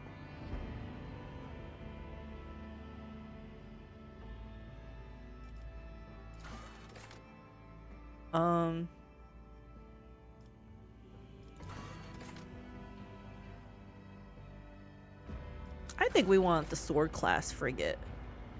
I like the high speed, I think.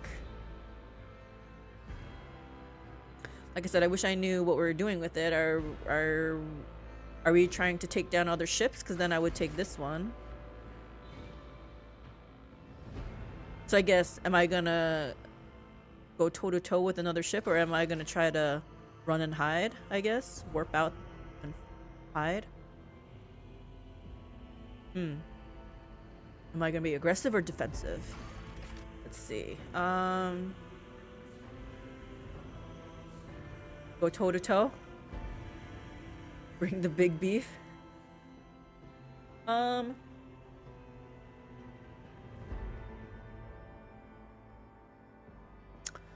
to think. So far my girl is smarty pants. She's gonna be... She's a support, definitely. Buffs, debuffs, controlling the battlefield. Size matters. I feel like she would be more of the... Maybe this one, though, because she's gonna want to choose the battlefield, whereas this one, it just looks like I'm just gonna be going up against, just meant to fight larger ships.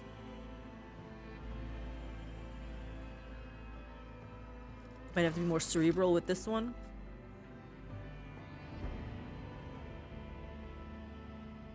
Six megatons. Estimated number of souls. What does that mean? Number of souls.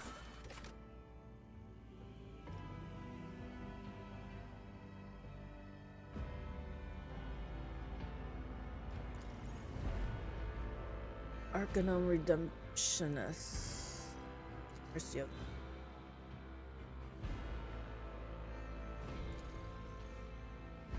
Malefactor's Repentance.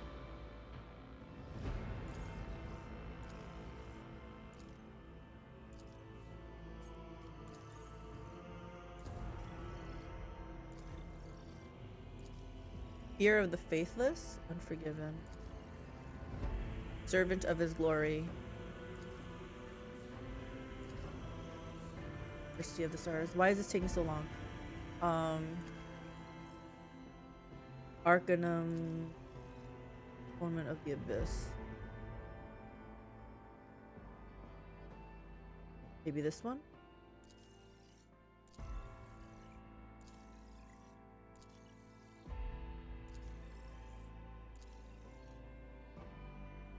I'm not righteous. I'm not doing.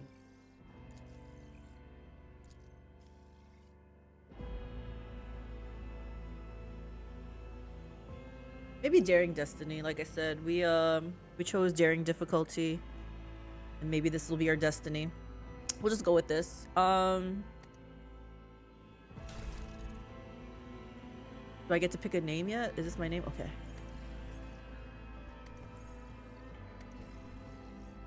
Let's be real. Let's just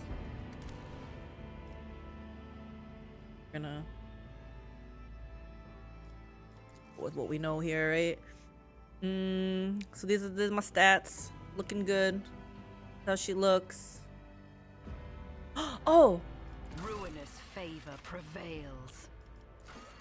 I thought I was gonna do this RP thing where, since the Voidborn, they have speech impediment, we're gonna do some kind of augmentation that's gonna let us speak more normally.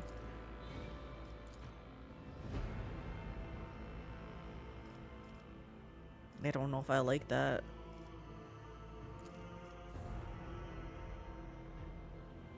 Maybe this. Maybe this fixes my jaw. It aligns my jaw so I don't have a speech impediment.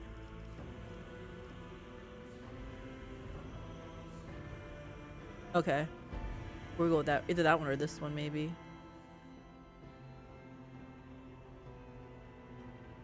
Wish I could zoom in. Can't really see. Actually, let me change our hair real quick. Oh. I don't think I want that. I feel like this one works RP wise.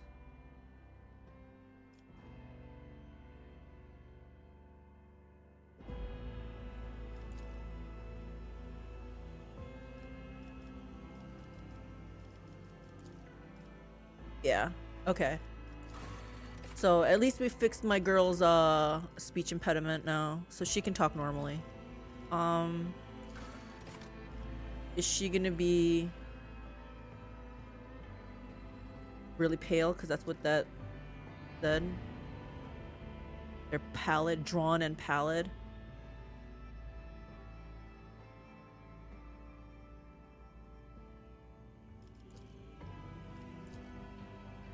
I guess. Okay, so then my portrait picture this looks nothing like me. Is there a redhead in here?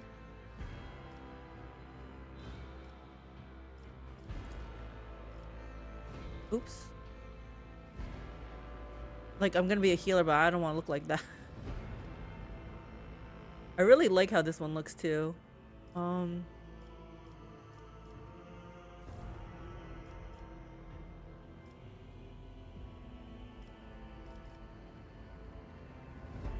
If they had a female version of this, it wouldn't look that bad. Maybe I need a custom one. I remember in Pathfinder I had to get a custom one done. Slap on some red hair on this one and it could be my girl. I don't know. I still like this one. We're done. We're done. I'll try to get a custom one done. Alright. Good. Here we go! 2 hours, 36 minutes later. Yep. We're finally starting the game.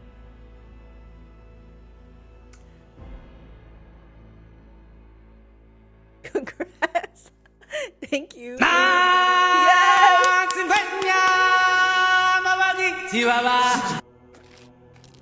We beat the game, guys. GG. It was a good run.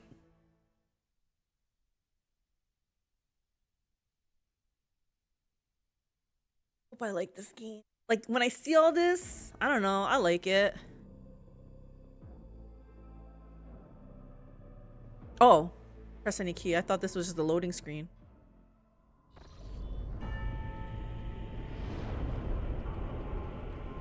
This looks cool. I'm gonna dip to avoid spoilers. Hope you have an awesome stream, Kayla. Thank you, featuring Flute. Thank you for stopping by. I'll try to catch your stream later. See what choices you make.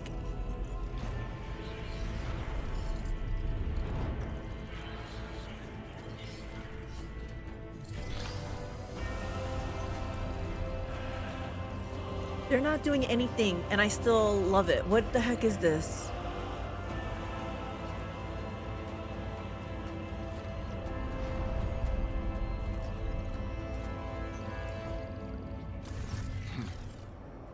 An excellent place for contemplation. One has the best view of the cathedral from here. Mesmerizing, wouldn't you say? An impeccable manifestation of the God Emperor's sublimity. You are in a dialogue. Here you can learn more about current events, influence the character you are speaking to, or even alter the course of the game's narrative. Your character's personal story depends on the dialogue choices you make. Available dialogue options are displayed on the right. Select the reply by clicking on it or pressing the corresponding digit on your keyboard. Got it. Truly an awe-inspiring sight. It really was. Can I move around? Oh, I can't pan out more though. Yeah, that looks really cool. What is my girl doing up here though? Frankly, such excess can be tiring at times. All this ostentatious luxury, this laughable pretense, it is enough to make one think that the architects meant to compensate rather than glorify. Have we met? Do you have a particular reason for disturbing me? Okay, what kind of temperament does my girl have?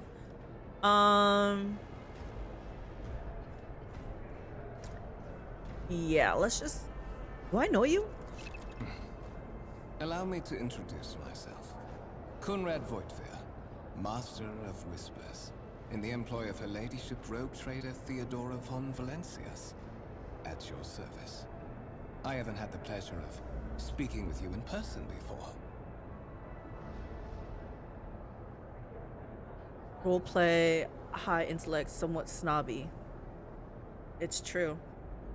And I'm not gonna give away information too. I'm not gonna agree that yeah, that looks great or whatever. Like, yeah, he's not gonna get any information from me. You can hover your cursor over highlighted words to learn more about them. The tooltips that appear can help you better understand the world of the game or its mechanics. Words are highlighted when they first appear in text. Scroll up to dialog box to see the desired highlighted term again.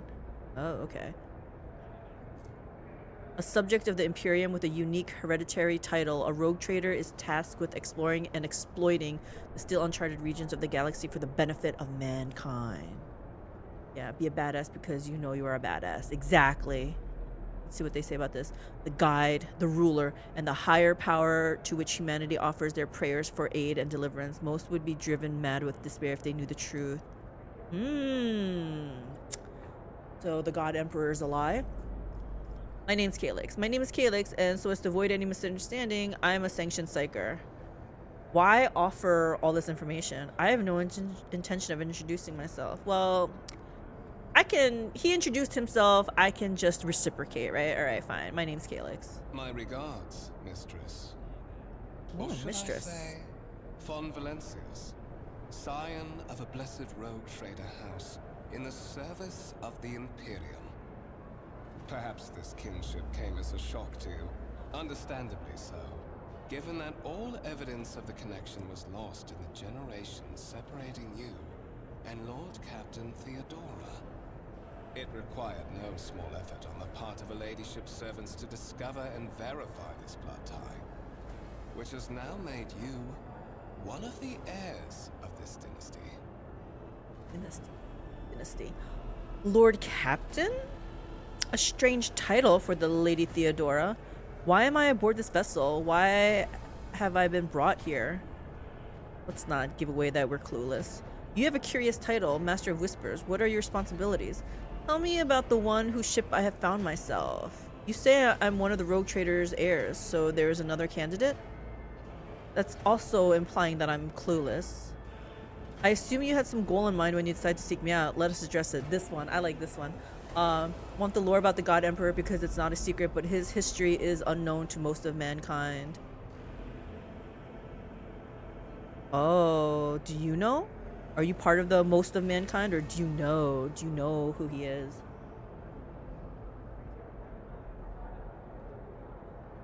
Yeah, I assume you had some goal in mind when you decided to seek me out.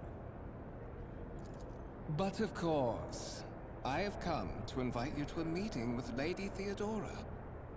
I imagine you have many questions for your patroness, and I'm sure she has just as many questions for you. It is regrettable that you haven't yet had an opportunity to speak. It has been an arduous voyage thus far.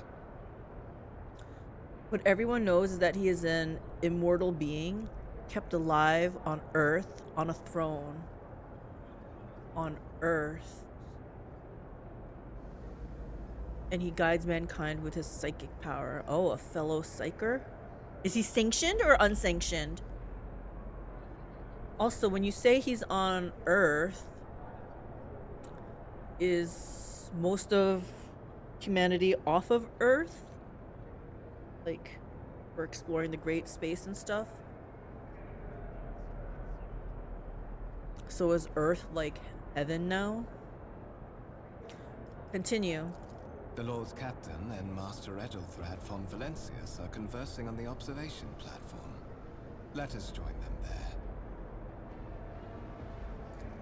Am I supposed to trust this guy?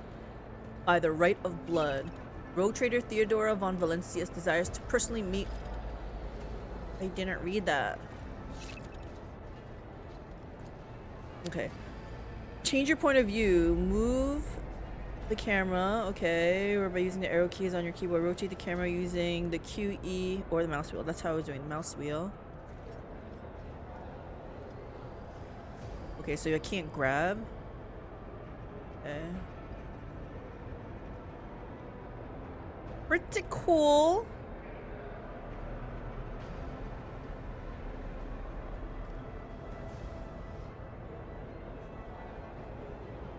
What was there? I think there was a previous one. But anyway, is J journal?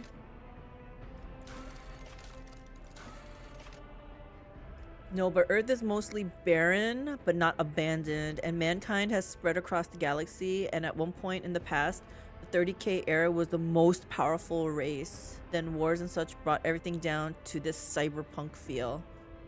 I kind of like this cyberpunk feel, I'm not gonna lie. Okay, so I gotta follow this dude. You know, this is not bad. I don't know which way he went. Okay, interactable objects. Some objects in the game can be interacted with in a special way. They are marked with specific icons. Some icons allow you to study objects. Others will transfer the character to neighboring locations or launch a small event. These icons become visible when your character is standing close enough to enter to the interactive object. Click on the icon to perform the associated actions. Some interactive objects, such as doors or chests, are not always marked with icons, but the cursor changes when you hover over them. Hover your cursor over the object. If the cursor changes, the object is interactable. Okay. Hold tab to highlight objects your characters can interact with. That's what I needed to. One of those, you have to hold tab down. Ruin my, Can I change it to control or alt? I think I need to change it. That way I can hold alt down and still... Oh, you can't. I can't move. I can't... You're fine. They don't want me cheating.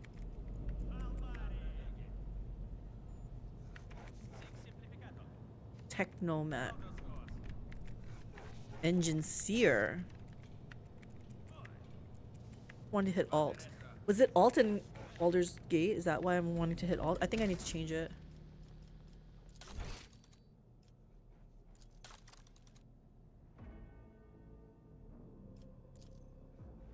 Change it. Alt. Press the key to bind. Unbind.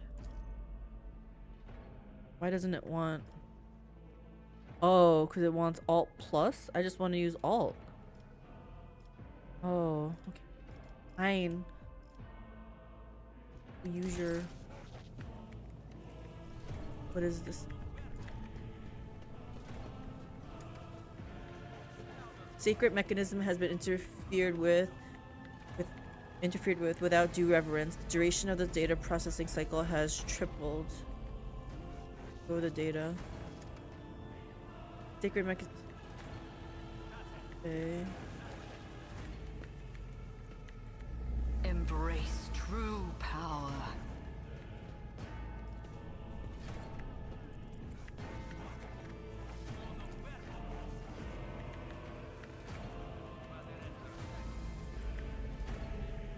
I don't know what this girl is doing. Okay. Lay people interfering in the operation of the sacred mechanism disturbs the machine spirits in the name of the Omnissiah. What? They refrain from any further profane acts. Okay. Crew officer. Yes, let's go talk to a crew officer. Massive conference table, obviously crafted from real wood, a resource of an incredible value. Wow, they really want me to read too fast here. Incredible value aboard a void ship. Is there a setting to make this a little bit slower? Hey, what's formation? Oh.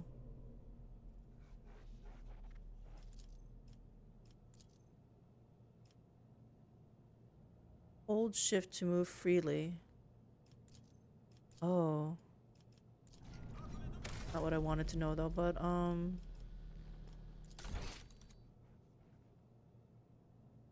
for reading. Give some tooltips.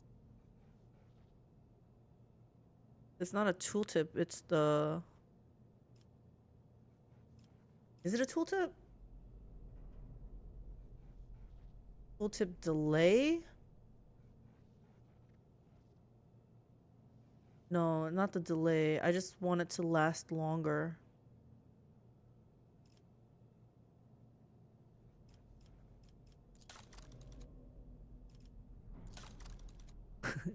Third accessibility.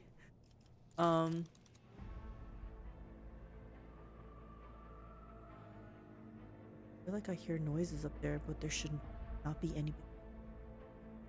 All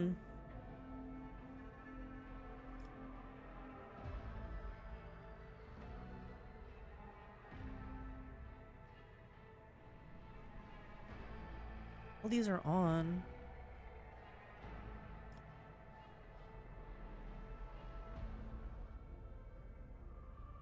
Howdy. Hello? New. Come. Hey, Kazik. Welcome. How are you doing? Trying to see if there's a way to slow down the fading of the words. Maybe if I do this. Defines a time lag before the showing. Before showing the tooltip. See, I don't need to have that before showing it. I need to know how long. I want it to stick around for a little second longer. Doing good, you? Doing good now that we get to play this game. It's gonna be slow going. So let's see, trying to I'm not stalling per se, but I don't read that fast, I guess, evidently. And I don't know where that guy went. I tread a path unexplored. Earth isn't barren, by the way. There are over 200 billion that live there in 40k. Really? So why is the God Emperor there with the 200 billion people? Oh, no, I don't want to pause. This is really awkward for me. Powers unseen uncover my path.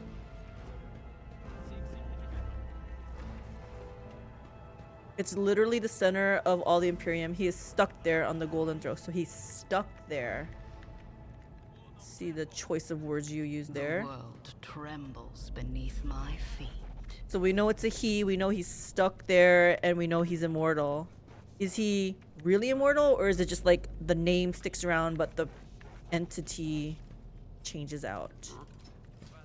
Okay, I don't know where this guy went. And am I supposed to talk to people? I'm not gonna talk to peasants. Let's seize the opportunity.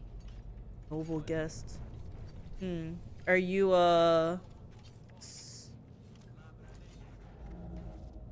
subjecting to the God Emperor here?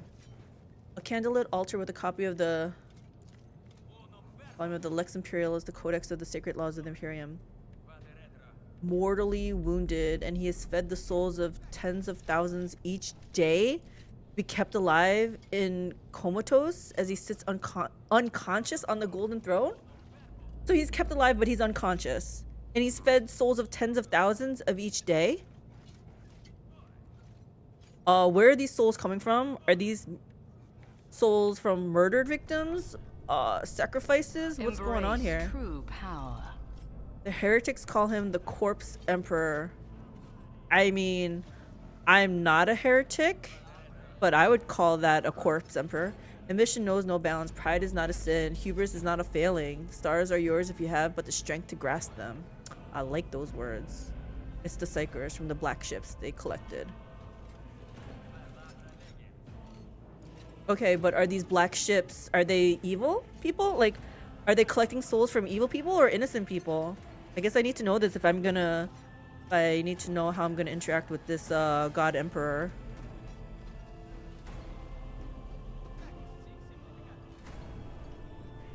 I feel like they should tell us more about that kind of stuff. Innocent, you won't ever meet him. They collect souls from innocent people to feed him? 10,000 souls a day?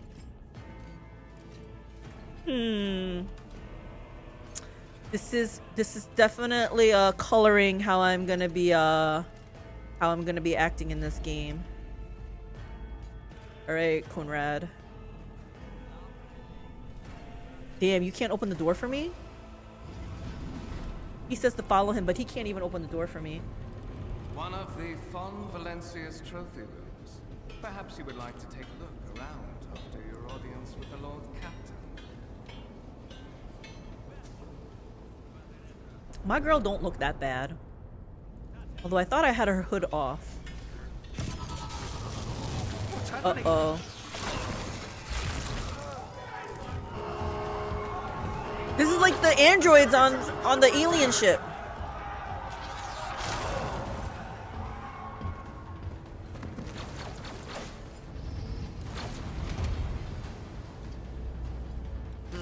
savor the coming storm.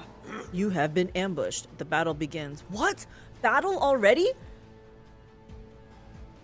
Okay, to survive in the grim darkness of the far future, you will have to face enemies of all kinds and fight for your life.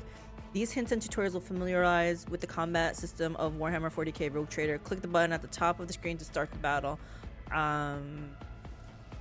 Hold on. The Imperium are not good guys. There are no good guys in Warhammer 40k. Yeah, that's what I have to keep reminding myself, I guess, huh? Keep in mind, even the good guys are pretty nasty in Warhammer. Warhammer is a pretty damn brutal setting in an unimaginably massive scale. I'm interested. I'm intrigued, guys. I'm intrigued. No good guys. No good guys. Okay. So I'm free to be evil, right? Start the battle. Start combat. Start the battle. Complete. Start the battle.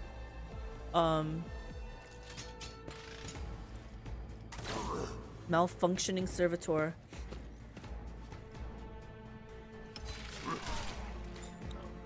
He freaking...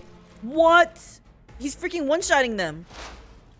Conrad, you better know how to do something.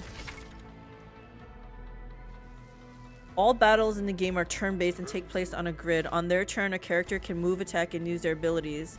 Select a cell within the highlighted area and double-click on it to move the character there. Okay. Movement points determine how far a character can move on their turn. 1 MP corresponds to 1 cell on the battlefield. Moving diagonally is more costly. Every second diagonal cell uses 2 MP. Makes sense. At the beginning of each turn, movement points are restored to their maximum value. Note that once a character starts moving, this action can no longer be cancelled. So there's no Control Z. Just put it this way, the Imperium are desperate in war. Wars will literally mean throwing billions of men and women at problems, and if that doesn't work, they will condemn billions on a planet and the planet itself to death. Well, I guess the Emperor has plenty of souls to be fed then. As I understand it, this game has a max level of around 65, but devs have said most players won't achieve this ever. Is this a challenge? Because I reached max level in Baldur's Gate fairly early.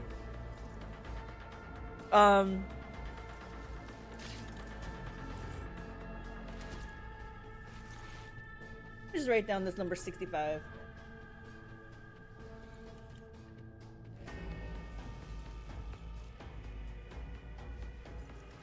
Okay. More like there won't be enough sources of XP to get that to that point would be my guess. Okay.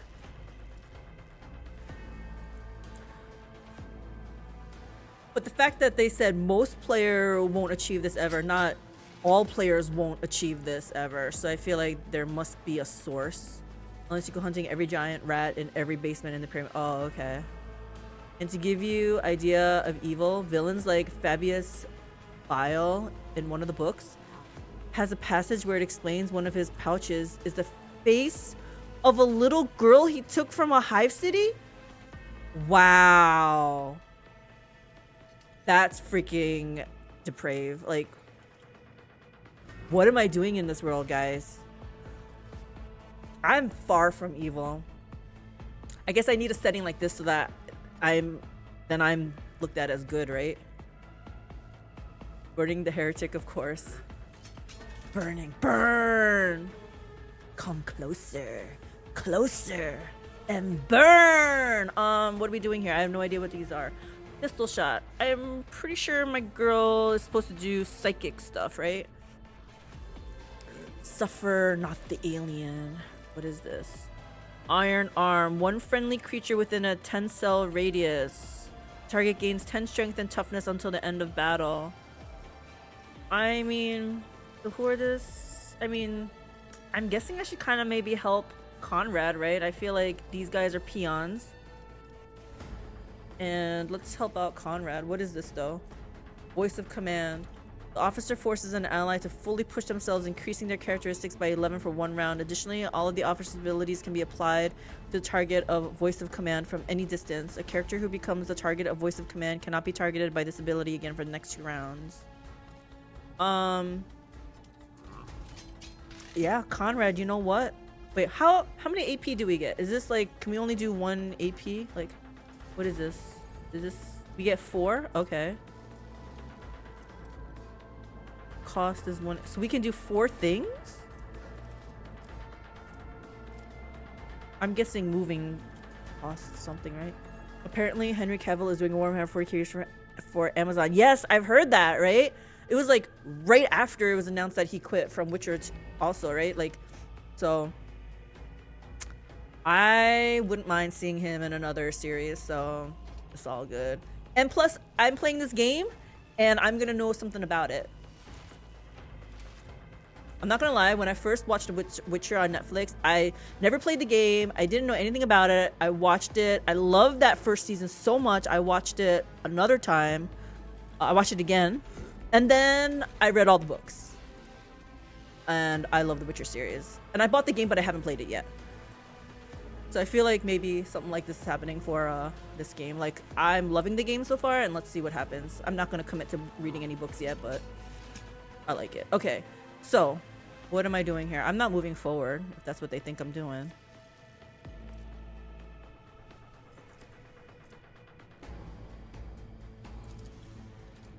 This is beneath me. Oh. Is he not a friendly creature? The officer forces an ally. Can I buff him? I can buff him. But I feel like he's not a frontliner because he's staying back here with me. I need no guidance.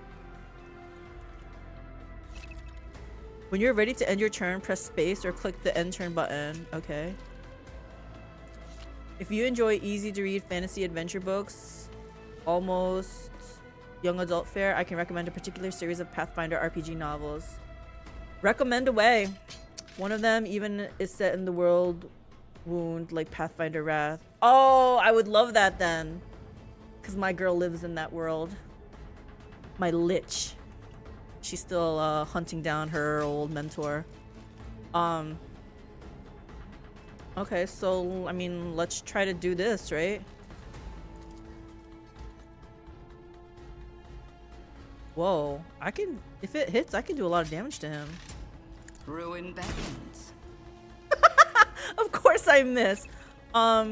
Your character has just missed. To increase hit chance, equip your character with a decent weapon. Oh, does she not have a weapon? And place them on a vantage point.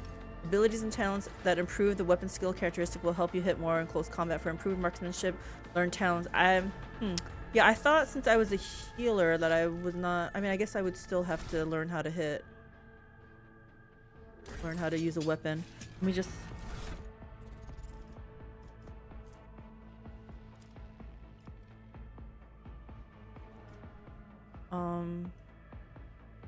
Yeah, I could have sworn I had her helmet off.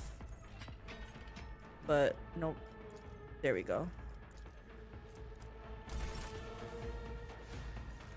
Now let me see what my girl looks like. Can't really get a close-up, but it's so fine. It's fine. Okay, so now what? I have 2 AP left. I'm gonna move, honestly. And I want to move. Can I move? I want to move back more or something, right? Or just maybe behind him.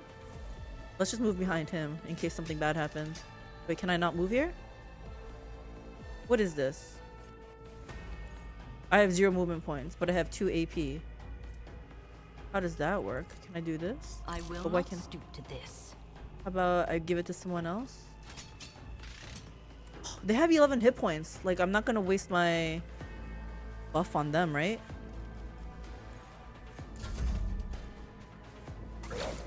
Oh, maybe I should have.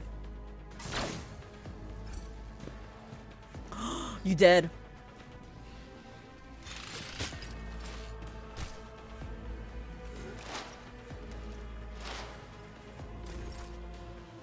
Joint analysis. Where are these buffs and stuff?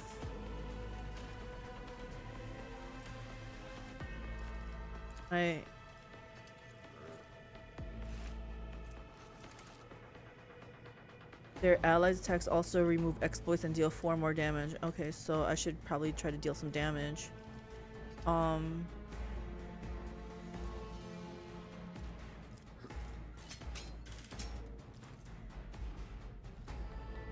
Well, hell, I'm gonna do this One because step closer. go do something, guy.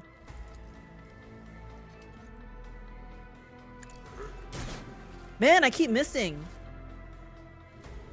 There's no elevation for me to go on. I don't know what other advantage I could possibly have. Oh gosh. If he walks towards me, I'm dead. Okay. You're dead. Why didn't you go around this?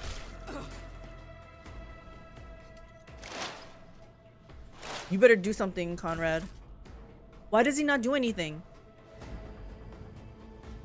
Does this have a range? A max range or something? 12 cell radius. This is not giving me like percent. I'm just gonna hit him. Can I buff myself? Oh, I can. will triumph. I also want to move back. Like, I think I want Conrad to get hit first, right? Wait, what is this?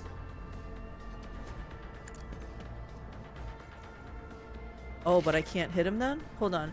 To make attacks and use abilities in combat, character must spend action points. Their total is displayed on the panel on the bottom of the screen. Every attack or ability has a certain AP cost associated, number of squares next to icons. Okay. So I probably used up all my AP, right? To attack. Yes. The amount of damage your character deals depends on parameters of the weapon they are using. The effectiveness of the shot depends on the distance between... That's what I was wondering, what the distance is. When you get an enemy with a single shot, you will see 2 areas denoting the weapon's effective and maximum fire ranges. Okay, what? When you target an enemy with a single shot, you will see 2 areas denoting... Let me see. See what icons they're talking about here. And firing ranges. Certain abilities in the game are considered attack actions and can only be used once per turn unless affected by specific talents. If the character performs an attack action, they will not be able to attack again and will lose their remaining movement points until the start. Our buffs aren't considered attack though, right? Mouth. Says I can't, so this is obviously the distance is too great, huh? Descend upon the weak. This is still too... Well, hell, I can't do anything.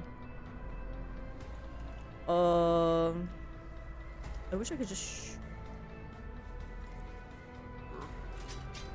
I can't oh! Duh, I have to hit this. I was just left clicking. Oh my gosh. A blood-soaked tribute. Easy, guys, easy. I can scarcely believe it on a day like this. Suspiciously poor timing for such an accident. Servitors malfunction on the officer's deck at exactly the same moment when the rogue trader and her heirs are gathered here. I have blocked all passages between the upper and lower sectors of the residential decks. If this is a deliberate attack, it should stop the culprits from advancing their plan. Another example of evil is Nurgle, god of plagues. One of his plagues hijacks your body, mutating it, and having him doing its bidding for all eternity. While you're fully conscious, with your eyes forced open to witness the terrible things you do for all eternity. Wow. But it sounds like you get to live forever though, at least, right? Is he... Hey, Tabith. But is this Nurgle, is he, does he ever do, so he hijacks the body, but does he ever do good deeds, or is it always all evil deeds? Pop quiz. Who is the blood for? What blood? Am I supposed to be collecting blood? Yeah, Warhammer is kind of the poster child for Grimdark. I think I'm gonna like this world. Blood for the blood god. Skulls for the skull throne. You're saying all these words, Tabith, but I have no idea. Blood for the blood god, skulls for the skull throne. Wait, now Mark of the Dragon is saying this. Oh, is this some kind of reciting that I have to do? Calyx is now a follower of Corn. I think you tricked me. Blood for the Blood God, skulls for the Skull Throne. Has anyone tried addressing someone like that? Like go up to a random person, you're getting your Starbucks drink, and just ask them, who is the blood for? Wouldn't you just die if they started reciting blood for the Blood God, skulls for the Skull Throne? He's a god of chaos. People blessed by Nurgle are rotting corpses. Oh, with mouths sprouting from everything. Trails of flies following you, etc. Yeah, probably living forever is not a good thing then. Papa Nurgle disapproves. Battle cry for Corn believers. Yeah, I used to play 40k tabletop game. Freaking awesome. All you people that play this tabletop, it's probably like so fun to see the CRPG, huh?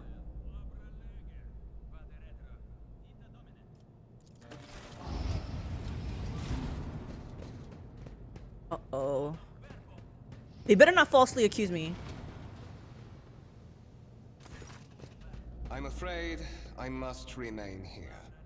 For Lady Theodora's safety, I have to oversee the execution of these orders personally. I hope you will have no difficulty reaching the observation platform on your own. It is just at the end of this corridor. Hurt bow. By the way, servitors are not robots. They are lobotomized humans against their will. What? That's like bad. I'm still learning too, and this is so fun. It really is. This one specific, no, the one with armies I played. Oh, gotcha. Corn is the blood god, lord of rage, taker of skulls. It is wrath incarnate, the embodiment of never-ending lust to dominate and destroy. It is Corn's, is it pronounced Corn? I mean, Corn's sole desire to drown the galaxy in a tide of slaughter, to conquer and kill every living thing until there is nothing left but spilt blood and shattered bone. Is he like Baal? No, they're not always against their will. Yes, pronounced like Corn. Okay.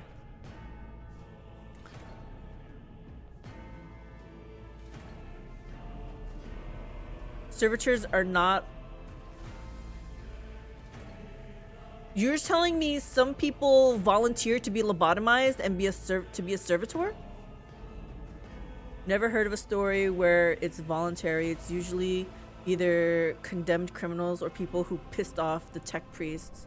Baal, the god of murder, has nothing compared to these guys. Wow. This world is really, yeah, like grim dark. You said, like, I don't know.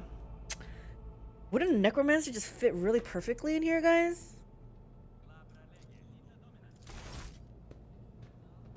Servitors are mindless. You can open the map using M to orient yourself. Is it always facing...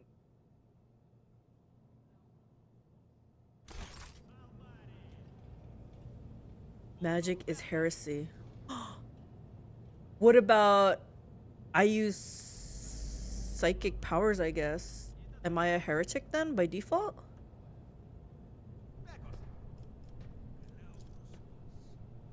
The wires in the servitors' heads are still smoldering. It would seem the cause of this malfunction was the short-circuiting of the motive force. Okay, I need to learn to read faster. Unexplored. Tarantula sentry gun constructed with the blessing of the Adeptus Mechanicus using a standard template. Gosh, I can't read this fast. Standard template construct in the malfectorums of Kiava Gamma. Does that mean I can loot it? Just let me know if I can loot it. No, it doesn't look like it. Okay. Powers unseen uncover my path. No, rogue servitors oftentimes are the victims who suddenly remember their past life. So they're trying to get out of it, but they can't. You're a sanctioned psyker. If you're too dangerous or can't control it, they haul you off on those black ships to the Golden Throne. Maybe a tech priest that makes servitors is a type of necromancer. Can I be that tech priest? Psykers tap into the warp for their powers, but the magic from the chaos gods is heresy. So magic is heresy, but I'm sanctioned, so I'm allowed to use magic. But I can only use maybe a certain amount. It's heresy, but I'm allowed to do it. Magic. There apparently is a heretic option in which you can embrace chaos in this game. Does that make it harder? Because I need to learn this game first. Lehman Rust battle tank, reclaimed and restored by the grace of the God Emperor. The first breach of the capital. Oh, can't read it that fast. Breached the capital walls during the pacification of Vortez. Man, there needs to be a vowel in there. Catan. Is this looks like something I could probably loot. Lehman Rust tank for the win. Oh, this means something. It looks like what are those tanks in StarCraft? I don't need to talk to a lowly servant, right? What is this? The world will bow. This exhibit is unfinished. Another symbol of House von Valencius's valor will be displayed here. This is way too fast to read. Okay, so I'm not the only one. I'm like, I can't read it this fast. It's just the Imperial Guard standard tank, honestly. The most amusing thing is the Emperor, while walking around, promoted a secular society and denied any divinity. When he was mortally wounded and put on the golden throne, he was made into a god by the Imperium against his will. What makes him a god, though, since he's unconscious and it's against his will, blah, blah, blah. So I guess what makes him a god? Because if he's unconscious, he can't do anything. The world He can't trembles grant beneath favors, my feet. boons, bless people. I'm supposed to be learning lore, I guess, right? See what this crystal is. A gray-green crystal with white veins. A low humming can be heard coming from the artifact. I read it. I read it all before it disappeared. Actually, he allegedly can. But he's unconscious. Are they using his body as like a vessel? Calyx, you are asking questions we can answer, but it'll take us hours to catch you up on the lore. It's fine. It's fine. Don't worry. You don't have to answer anything. We'll find out. A strange object that resembles sea coral. The porous surface is pitted, a sign that it has been underwater. Okay, I can read these. The stone on the pedestal is no doubt solid, but surface shimmers and changes hue as if someone has captured a piece of turbulent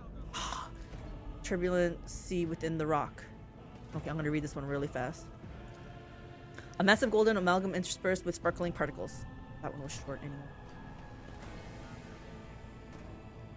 And ours are the TLDR versions of it all. He is the most powerful Psyker to exist and was born in Bronze Age of human history. Is he immortal because they made him into a god against his will? Or was he already immortal? I guess it had to be when he was turned. Oh, he was immortal before that. Okay. A black shard resembling obsidian. If you look closely, you can discern a strange, barely perceptible glow inside the artifact. Embrace true power. A violet alloy, which upon closer examination turns out to be a handcrafted object, symbols carved with a primitive... Symbols carved with primitive tools are visible on the surface. Whew! Well, these things are really hard to read that fast. He is thousands of years old. He's like 50,000 years old. Is he wrinkly? I tread a path unexplored.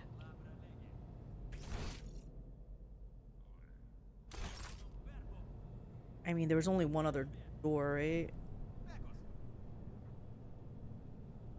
I'm guessing I don't talk to him. I'm gonna try talking to him. He has something to say to me. Okay, fine. Intriguing. There's some really good art about what he looks like. The unified humans and sent out to conquer the universe. I guess unification's good. Let's seize the opportunity. It is making me want to read more, though. Learn more about this world.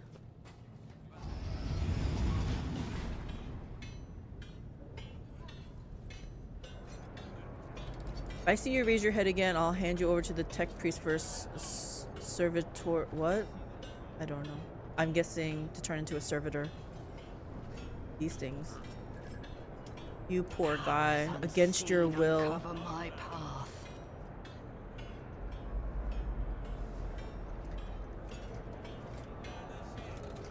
He powers what they call the Astronomicon. Basically, the lighthouse of the guides of God. Wait. Basically, the lighthouse that guides all of mankind to make warp travel possible, even when he is unconscious on the throne. Dang. He did it through war. In simpler terms, he's preserved in a giant life support machine, and his mind is what enables faster than light warp travel that keeps the Imperium together. There's no way to influence his brain. Like, I feel like the people who made him a god have some kind of power, right? The Grand Void Ship Temple occupies the entire space below the officer's deck and is lit by countless candles and lumens.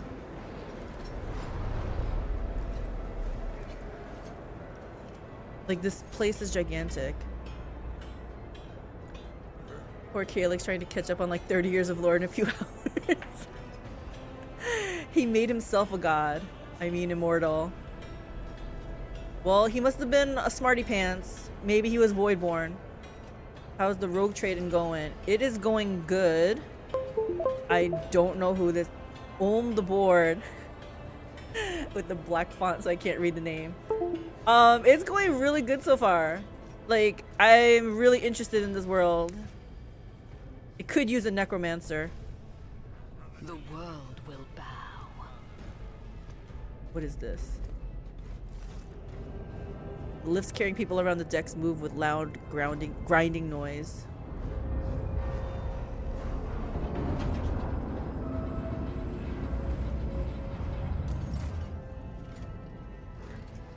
There are like hundreds of novels. Man, the world is gigantic. You could literally spend days just absorbing Warhammer lore. It's a pretty deep dive. That's what I'm hearing. I'm hearing there's plenty of lore. The world trembles beneath my feet. Also intentionally nonsensical. And don't forget about like the other races plus all the factions in each race. I think the Horus Heresy series is at like 45 plus books now. And you're telling me after 45 plus books they haven't reached like my problem with reading a lot of the series is they reach like they're basically gods. They power up so hard that they're taking on gods and everything, and I'm like, okay, I think I'm done now. I would think after 45 books they're all gods now. If I see, okay, yep. Am I going the right way? I have no idea. Did I explore over here though? Embrace true power.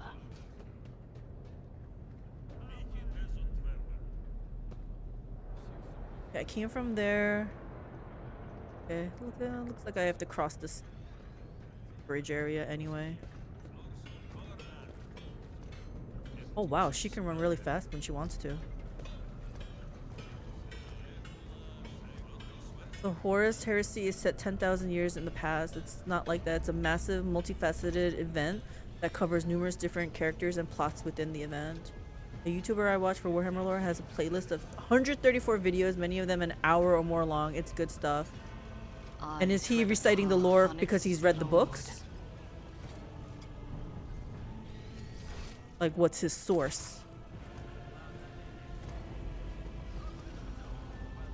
I'm not gonna deign talking to I'm assuming these guys are peasants.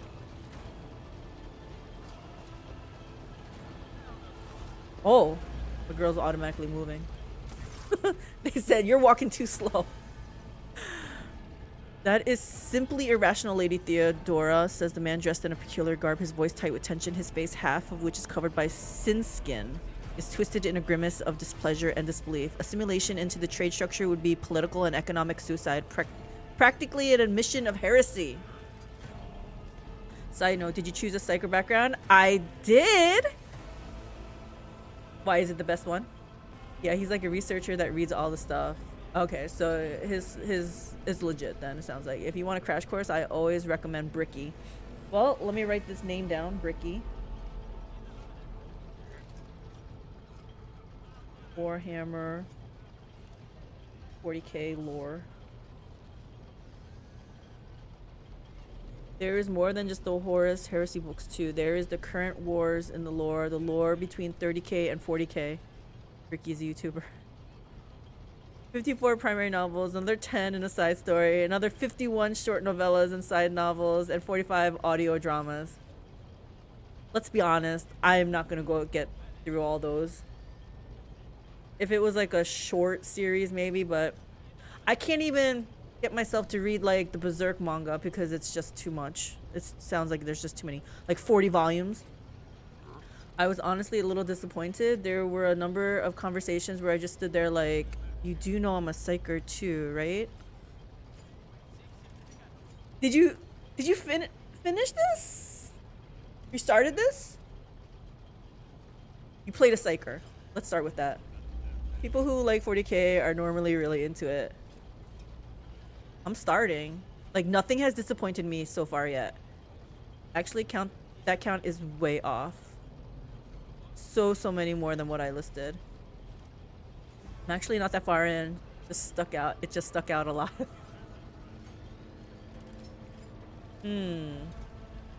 Yeah, I like the... When I was picking my character, I like the...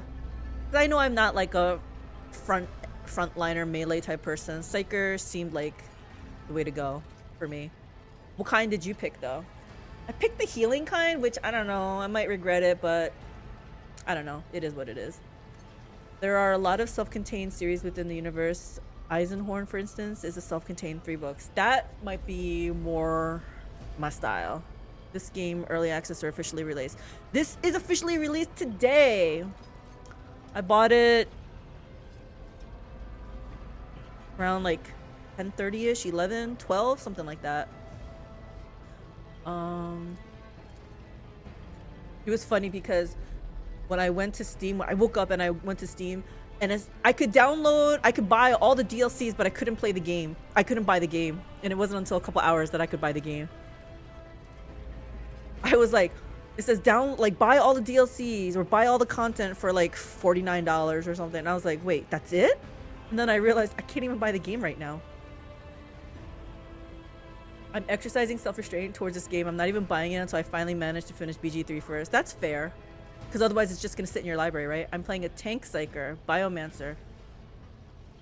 You can be a oh, yes. I did see. I was just concentrating on like ranged and stuff. I am a Biomancer also. Healer. Oh. Tank Psyker, Biomancer, does that mean like you can heal yourself type of thing? I think I would play a Commissar just as long as I'm able to shoot my own men if they retreat. You fit right in. You fit right in, Kazik. I figure that also gives me time for Owlcat to push a few inevitable patches before I start playing. That was my major concern. I thought I was contemplating on holding off until like next week or until a first patch came out, but I don't know. I really wanted to just like get started. I just bought Dungeons for another Warhammer game, so I'm tapped right now. Right? I bought a couple games too, like Novel Book, Dungeon Master. I haven't even started that. I spent 38 euros because I pre-ordered it on their website like 3 hours ago. Cost $10 less. Oh, yeah. I wanted to buy it through Steam though. I'm like weird like that. Like I just want all my games on one platform. I don't know Warhammer mechanics at all, but I understand there's a main character type especially suited for shooty snipering. There is. And I was an officer, but I don't, because it seemed like it fit with the Psyker, because, well, my kind of Psyker, because it looked like I was a healing type.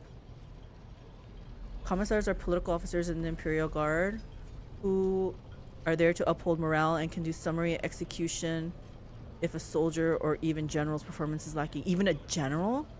So above you? Oh, they gave me a Steam code. I could choose between epic Oh, are you kidding me? I didn't know. I didn't know. Huh, maybe they should have tweeted that out. GOG is my go-to when I can, no DRM, and usually easier to mod when there's no Steam supported workshop mods. So you guys have multiple platforms that you download like your games to? I feel like I just like things condensed. I'm like, I just want to go through one thing if I can. Yes. I knew that would be the answer. I think it was in the pre-release thing on Steam yesterday. That's how I found out. Oh, I didn't watch that. Man, look at that. I could have saved $10 or so. There's another amazing set of books called Gaunt's Ghost Series, which follows Commissar Gaunt and his 10th Ghosts Imperial Guard Regiment.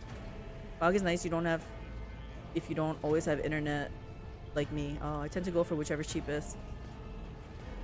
I would do that, but like I said, I am like really weird about like, it's kind of like even like bank stuff too. I just want to go through like one bank. I don't know. I just like simple, I guess. Theodora, so this is what she looks like. Then suggest an alternative that will satisfy me. I have cybernetic eye. I have described the situation no worse than my seneschal could have done. Make a decision. What will you do with the Aeon 6 Edelthread? I know she's not talking to me, right? Survey the room. Listen in silence. I'm here to speak with the Lord Captain. It's gonna kind of eavesdrop. Not eavesdropping, but kind of eavesdropping. While you are considering your answer, Etheldrad, I wish to speak with someone else. Perhaps I shall hear something more interesting than incoherent mumbling. Theodora nods in your direction. Approach. Theme for stuff that's multiplayer focused. Steam and friend invites are generally easier. Oh, that's a good tactic. Or when there's workshop mods. But I play a lot of older games from GOG, so that's my usual favorite provider. The character artwork for this game is 10/10. Like this kind of stuff, yeah, I liked it. The problem is, like, I like this portrait, but my girl doesn't look anything like this. I wonder if it's like Pathfinder. I'm gonna have to go online, find like some custom, like people make some stuff, and then put it out there. My books to read list grows yet again. Thanks, Kazik. I literally won't have internet for months, so GOG is amazing, plus all the old games I can buy too. So you're saying for Steam you can't play offline? I thought there's option to play offline. Like when I launched Don't Starve Together, it says play offline. But I don't know. I'm a little old-fashioned in that respect. I like the idea of having the entire game installer on my own drive rather than having to stream an installer that may not be there 10 plus years from now. Fair enough. It's by Dan Abnett. Basically, everything he writes is worth reading. Do I need to write this down too?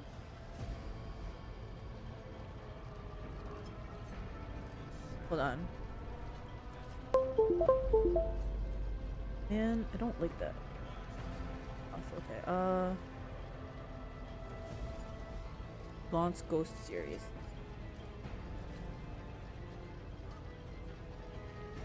And you said that was like the 3-book one, right? That should be enough. From what I saw of pre-release streams, character builds are easier to manage compared to the mess that is Pathfinder 1E. I hope so. I mean, it took me a couple hours for my first character, but we did it. And is it easier? Maybe because there's less to choose from? Less, like, the number of classes? I felt like there wasn't as many. With Steam, if you don't have internet, with some games you won't be able to play at all, or we'll be missing DLC. Oh, and there will be single player games too. Gotcha. What is this? Ethelthred turns to you and regards you with indignation. Is this someone from your retinue, Theodora? Do you permit your people to interrupt your conversations in such a fashion? First of all, I didn't interrupt any conversation. I was remaining silent. That's the choice I chose. I give that permission to those with something of substance to say. Let us see if it was worth it. Theodora tilts her head, her lips stretch into a cold smile. This is Calyx, the second candidate for the title of my successor. The rogue trader regards you with a look that is imperious, predatory, and oppressive. Step forward, Calyx. Space Wolves Omnibus is a great start too. The first book starts off like it's the Viking series. That sounds like fun. Significantly fewer options, and from what I saw, I didn't like the way they're dead ends. This will break my character if I take this choices. The thing with Pathfinder, I mentioned it earlier too, it was like, it's pretty massive, and like right from the beginning you can see like all possible choices, and it's a little overwhelming, right? Like it shows you all the classes even when you can dip, and it shows you like in each column too, like at this level you'll get this, at this level, you know, and it's like, it was overwhelming for me, I'm not gonna lie. So that's why like I said, I kind of cheated, and I just went online, found a guide, and I was like, okay, I'm just gonna plug this in, because I can't think that hard. Pathfinder 1E is great and I love it dearly, but there's a lot of ways to F up a character. That was why I chose the ability to respec, because I wasn't confident in what I was doing. Your character skills reflects knowledge and capabilities. Some dialogues automatically initiate passive skill tests. If such a test succeeds, new information will be revealed, or a hidden dialogue option will unlock. Oh, so it's gonna roll automatically and not tell me if it passes or fails. If your character is traveling with allies, the party member with the highest score in the applicable skill is selected for each given. I like that. I like that a lot. Like in BG3, it was dependent on which character was talking, and sometimes I didn't want that character talking. Like my girl had the highest charisma, so I always wanted to engage in conversation, but Karlak would be the frontliner, so I would lead with her. So then sometimes Karlak would be talking, and it would annoy me. Anyway. Whew. PF requires planning. I don't think this one does. PF definitely requires planning, and I didn't want to do that. Pathfinder 2 apparently is much easier to understand than the first. Hopefully Owlcat's next Pathfinder game will use that. I hope they put out a next Pathfinder. Gonna lurk while I do some errands and chores. Thank you, Tebet. Appreciate it. If you ever end up playing Pathfinder 2E in any capacity, it's a lot more friendly in that respect. Yeah, the only issue is if folks try to do everything at once, it does cause a bit of trouble if you spread your focus too much. What did you say Wrath was? Is that 1E or 2E? Because I just have fond memories because I really loved Pathfinder, right? Both of those are 1E, so I'm like, oh, I love it. I love it. Pathfinder 1E. Yeah, I'm gonna be so biased now because like that's what I played and loved. So I'm gonna be like, yeah, Pathfinder 1E best. I have not played anything other than that, so.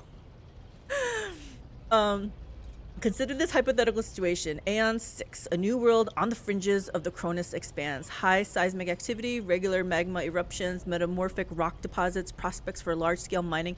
The world is populated by natives who worship some heretical underworld spirits. Necromancy? That protect those who offer them sacrifices. Flights of fancy, you might say, but attempts to install ore extractors have failed for the second time. The mining crews sent to the planet's surface simply vanished overnight. My question to you is, what would you do with this poisoned treasure? Let's just burn the whole planet. Oh, feed the souls to the God Emperor. Lord Xenos succeeded. Those spirits could well be the natives' name for dangerous aliens. I would first verify that if that is indeed the case, and if the population of Aeon 6 engages in Xeno worship. There are ways to confirm whether what is happening on Aeon 6 is witchcraft or not. It might cost several Psykers to do so, but it will give us the answer. I believe I could use my personal abilities to ascertain whether there was sorcery on Aeon 6, but it would require going down to the surface in person. Wow, I have a lot of options here. These reports of spirits certainly sound like evidence of heresy. However, I would put my interests first. No matter what means I would have to use, the riches of Aeon 6 would be mine. I mean, they're saying the right words here, right? Riches, mine, right? Sounds good. Aeon 6 must be purged. Oh my gosh. I did say that, right? For the good of the Imperium, I shall exterminate the heretical beliefs and otherworldly powers that rule the native apostates. I do not know. Exterminatus, it's called. Yes, they have a word for burning the entire planet. It's pretty common. Look at it, I told you I fit in here. I told you this was gonna be a good game. It has me interested. 2E is vastly different feel and function, you'd notice. Oh, okay.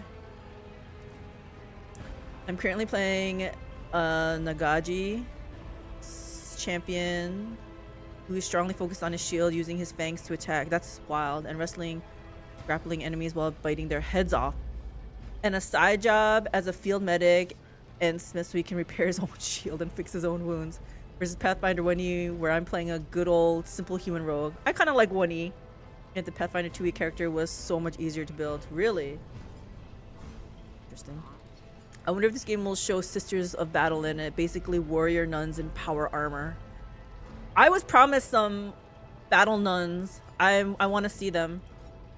So the question is, should I choose this purging option since that was like my first gut reaction? But I'm also interested in these because it specifically used my Xenos lore ability. Those spirits could well be the native's name for dangerous. There are ways to confirm whether what is happening in my...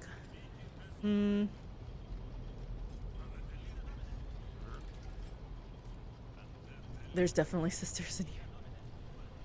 I feel like I should maybe choose what my first gut reaction was, right?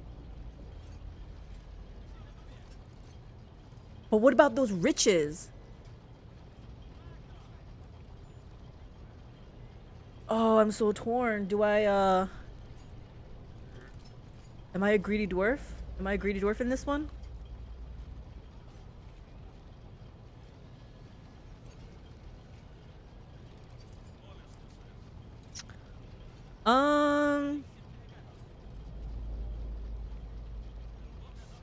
I think either 2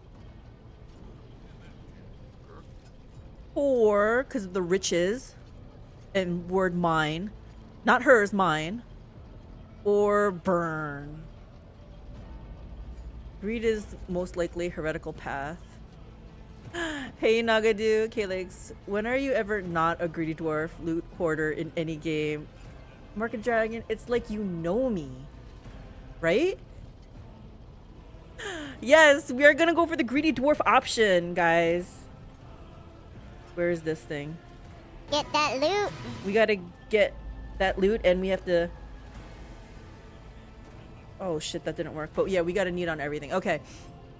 Yeah.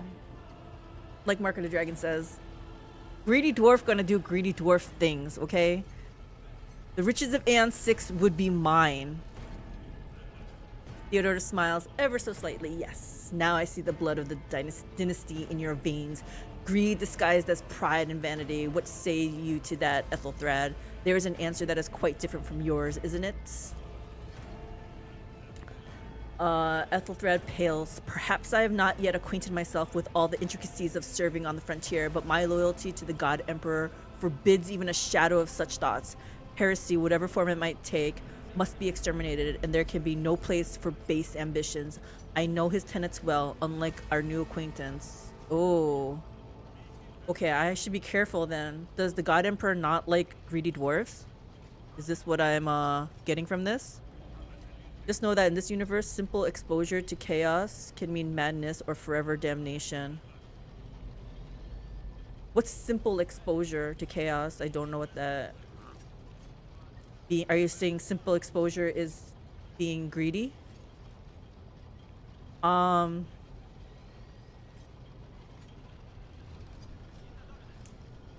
does madness, going insane, does that mean I insta die, or does that just mean maybe I get new abilities?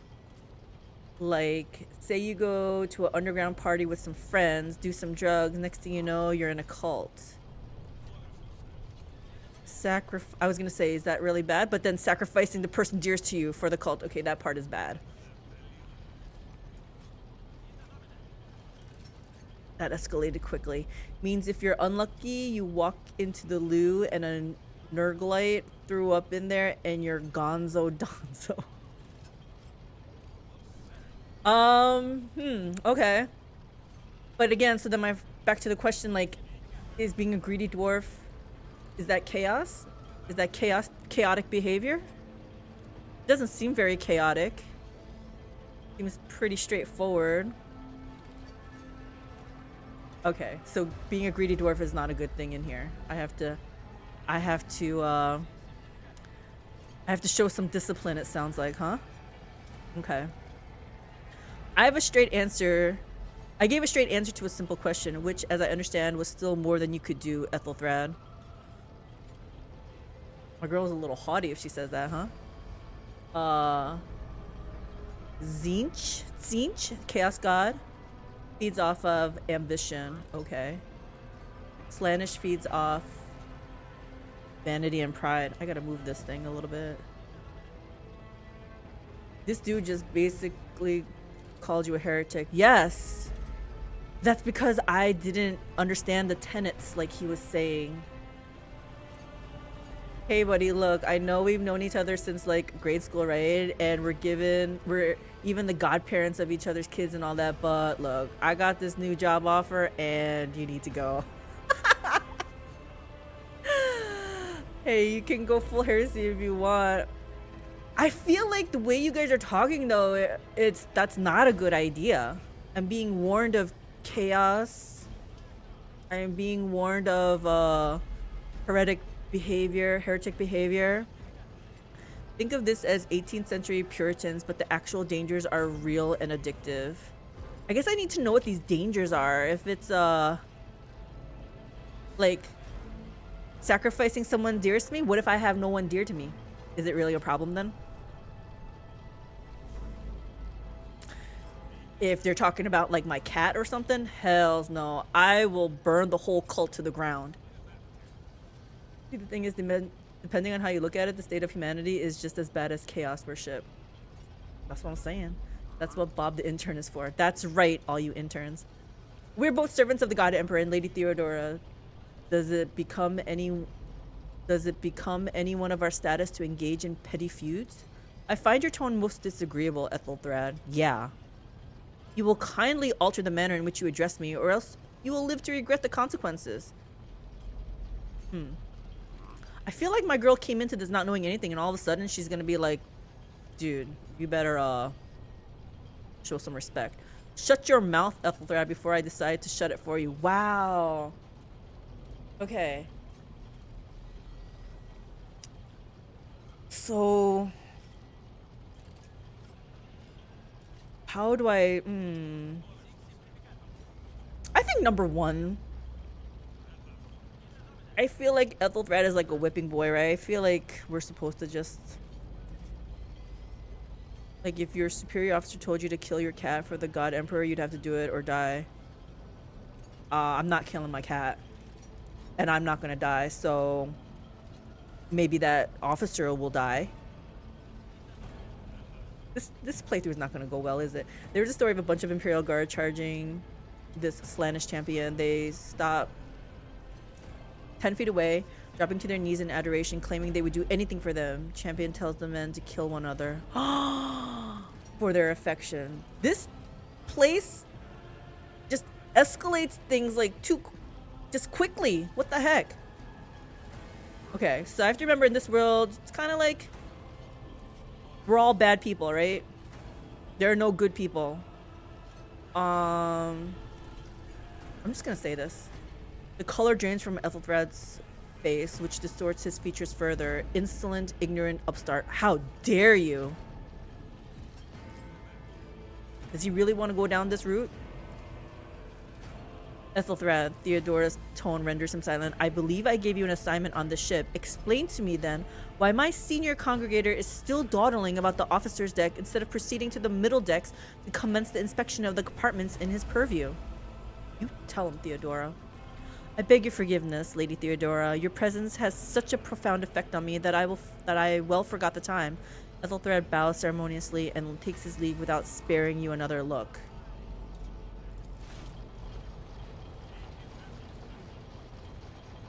Is that it? Theodora's gaze follows him as he leaves. Then she turns to you. So, Calyx, why are you here? I thought she wanted to talk to me? Yeah, I was born in the wrong era. Should have been born in 40k.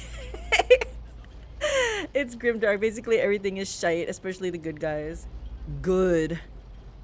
Quotation marks are important there, to be honest. Yeah, exactly. Was it not you who sent for me? There are questions that I wish to have answered. I do not know just yet. I hope you will clarify that. Yeah, you're the one who asked for me. Is she like gaslighting me? You have ceded the opening that was offered to you in a woeful display of meekness. Admittedly, this tendency is equally strong in all who toil in the Emperor's service. Immutable hierarchy, absolute obedience, lickspittlery, compulsion to please. I value none of these things. From the moment my envoys came for you, the terms of your existence changed. My name is Theodora von Valencius Massimo of Scaras. I am a rogue trader in the service of the God Emperor of humanity, and my rights and freedoms are vindicated by a most sacred relic, the warrant of trade, kept aboard this very vessel. Mine is the honor to venture into the darkness beyond the Imperium and carry humanity's light where powers wicked and heretical reign and bode death and ruin to all of us. In the Horus Heresy, there was an artist for simply hearing and seeing this heretic temple goes mad, begins murdering people secretly on the ship, Dahmer style, using bodies as paint to make the perfect painting, because no shade is perfect, until she discovers the bodies produce the correct one she needs for her works due to Slanish's corruption. My gosh, I think this world is even too dark for me. How does a universe this dark not have necromancy though, huh? I could compete for the souls that are being fed to the God Emperor. Nurgle, it does. He brings the dead back to life. Oh, okay. Huh. Interesting. Do I have to get to know this Nurgle god then? Also Necrons. Just Necrons. Is that what they're called? Necrons? Not necromancers? Necrons? You wouldn't want to be one? I wouldn't want to be one of the people that he brings back to life, but what if I can bring back them to life? The Space Marines blessed by Nurgle are horrific. But I would do the blessing. I wouldn't be the blessed. Right? It is my decision alone to determine the fate of whatever I find past the bounds of the explored void. Every world I discover, along with all there is to find thereon, resources, people, riches, and mysteries, is mine by right. I command millions of lives, rule over numerous planets, and possess fortunes that no planetary governor or commander could dream of amassing. And you, Calyx, are one of those with the Von Valencius blood in their veins and a rightful claim to this inheritance when the hour comes. Well, I feel like I fit in, right? With that bloodline. I said I wanted all the riches to myself, right?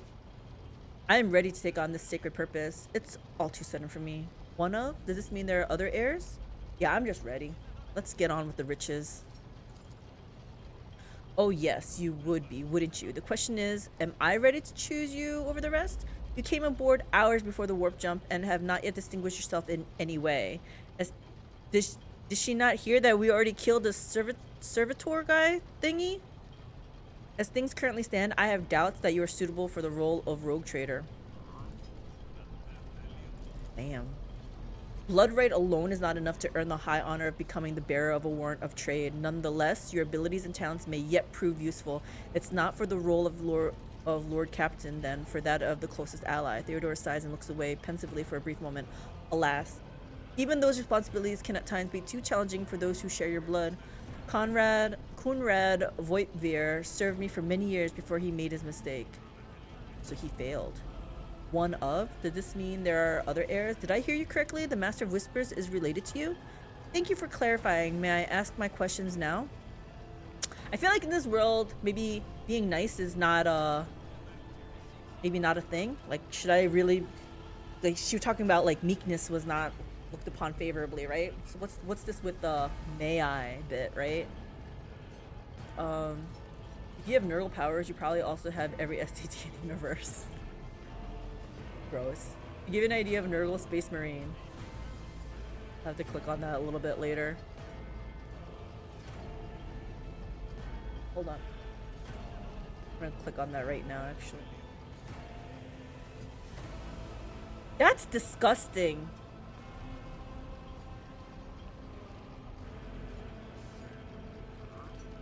He has like his guts like spilling out.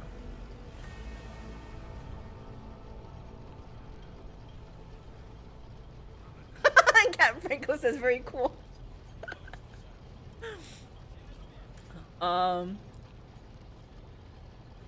Yep, all of Nurgle's followers are like that. Okay.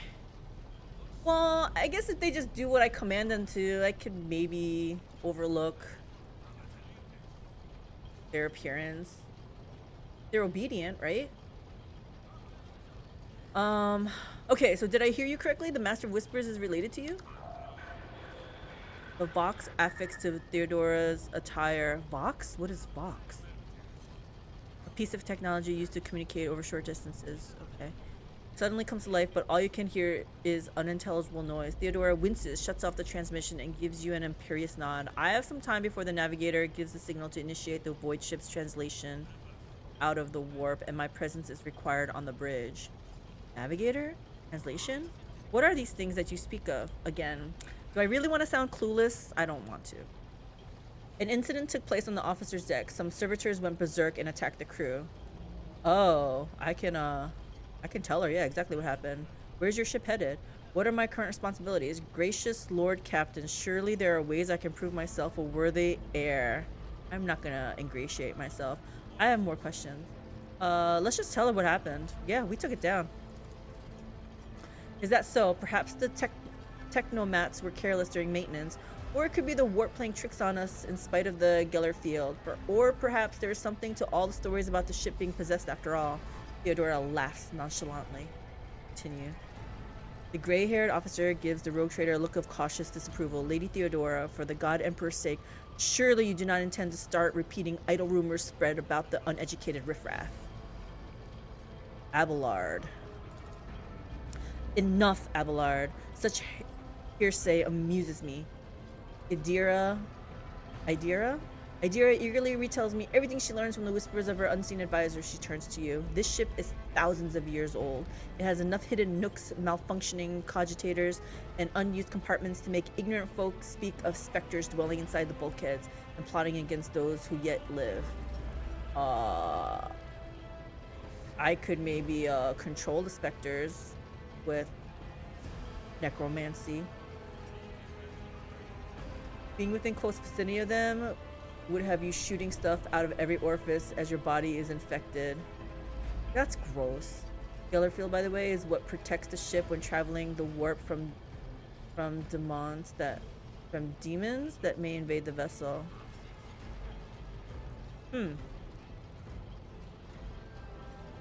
Like demons, like from hell?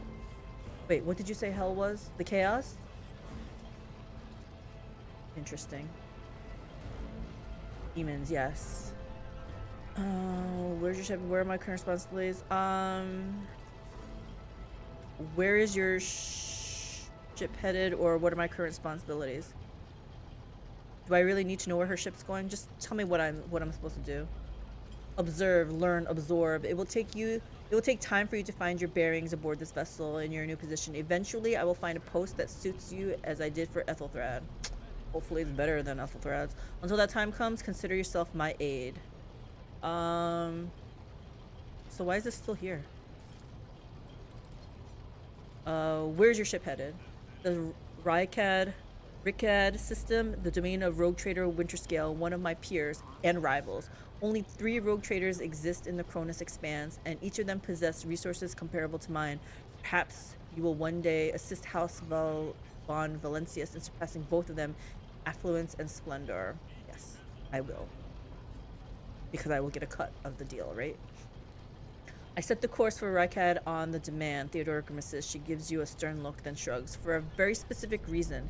Perhaps I shall yet apprise you of the purpose for this voyage, but now is not the time. Keeping secrets from me already?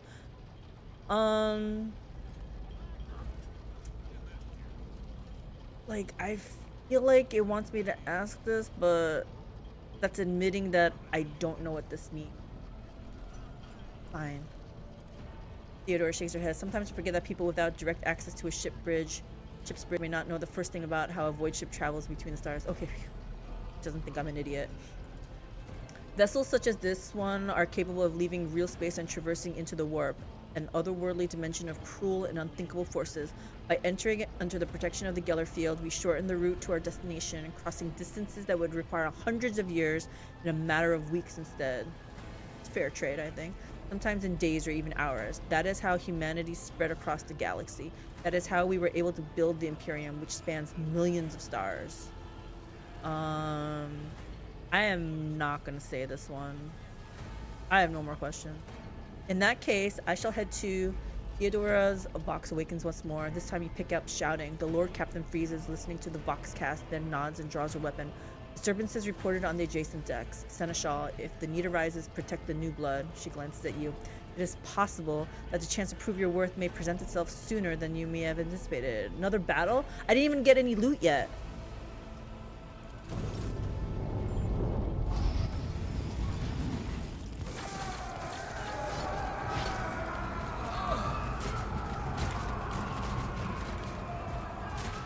This is a lot of enemies.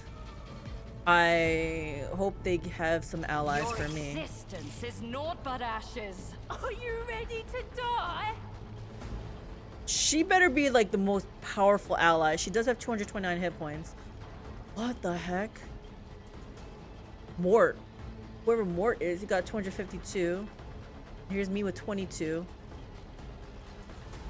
All these have like 7, 9. Did they really come here thinking they could take on people who have like 252 hit points? This is not going to end well for them. I probably don't even have to be part of this battle. Warp technically, essentially the 4 Chaos Gods were born from the worst parts of people's fears and desires. They're everywhere because people really need to stop messing with the warp, even if it's convenient, and they'll never be defeated because, again, they only exist because people dreamt them up. People, not necessarily meaning just humans.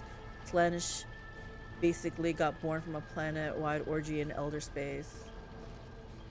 This is true because greed probably trumps all, right? Like, people are gonna be greedy, so they're gonna go in there, but people are gonna get infected by chaos, affected by chaos. All combatants act in turns and their orders determined by initiative roll. The order of turns is displayed on the left side of the screen.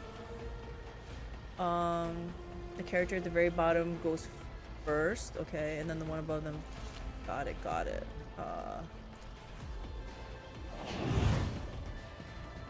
Oh, she's like officer or something. I took care of this one. I took care of this one. Good job. I'm gonna buff more. I like that thing. That fire AoE, fire cone. Abelard. Cover. Oh, I love games that use the environment like this. Use cover to avoid enemy attacks. Cover that a character can hide behind are marked with a shield or a shield with a skull. When standing close to them, the character will automatically take up an advantageous position. In this case, the chance that enemy attacks will hit the cover and not the character behind them increases. The character will not receive a bonus if attacked from a side not protected by their current cover. Okay, so I'm gonna get behind the cover also. He already went. Who's the next person? He's gonna go. I'm gonna buff. Wait, he already got buffed though, right? What is this thing he has on? Kill them. What about poor Mort?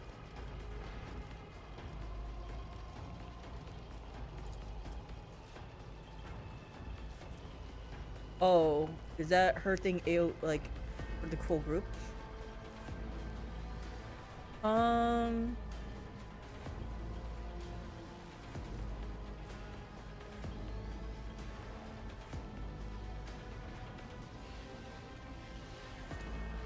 The officer forces an ally to fully push themselves, increasing their characteristics by 11 for 1 round.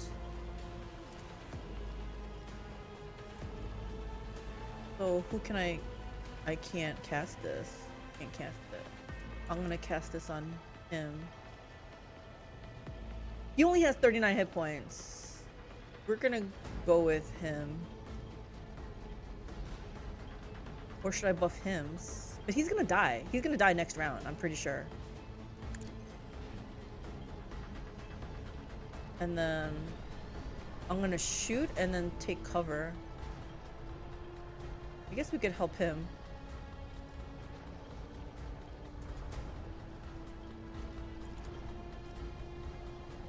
I need no death shall reign. Okay, and then let's go for cover. Although, oh, we can't go for cover. I'm a sitting duck. I'm a sitting duck. Okay. Next time I should move first. Okay. Wow.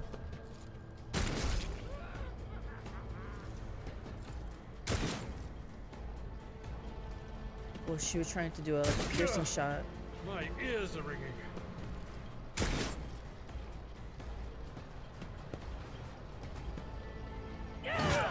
Just a Ooh. minor setback.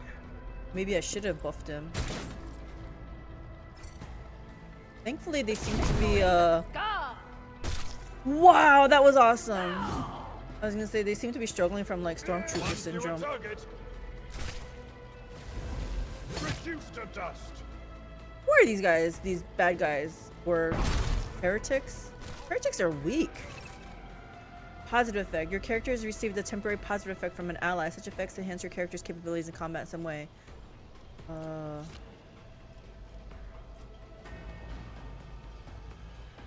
Oh, is that why I haven't been missing? Let's buff somebody. Where's that other guy? Oh, he's too far away. You're too far away, dude. I'm gonna buff her. Ruin beckons. She was pretty strong.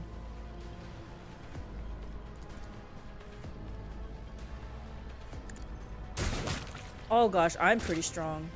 I did that again though. I'm out in the open. Oh my gosh, I gotta be better about that.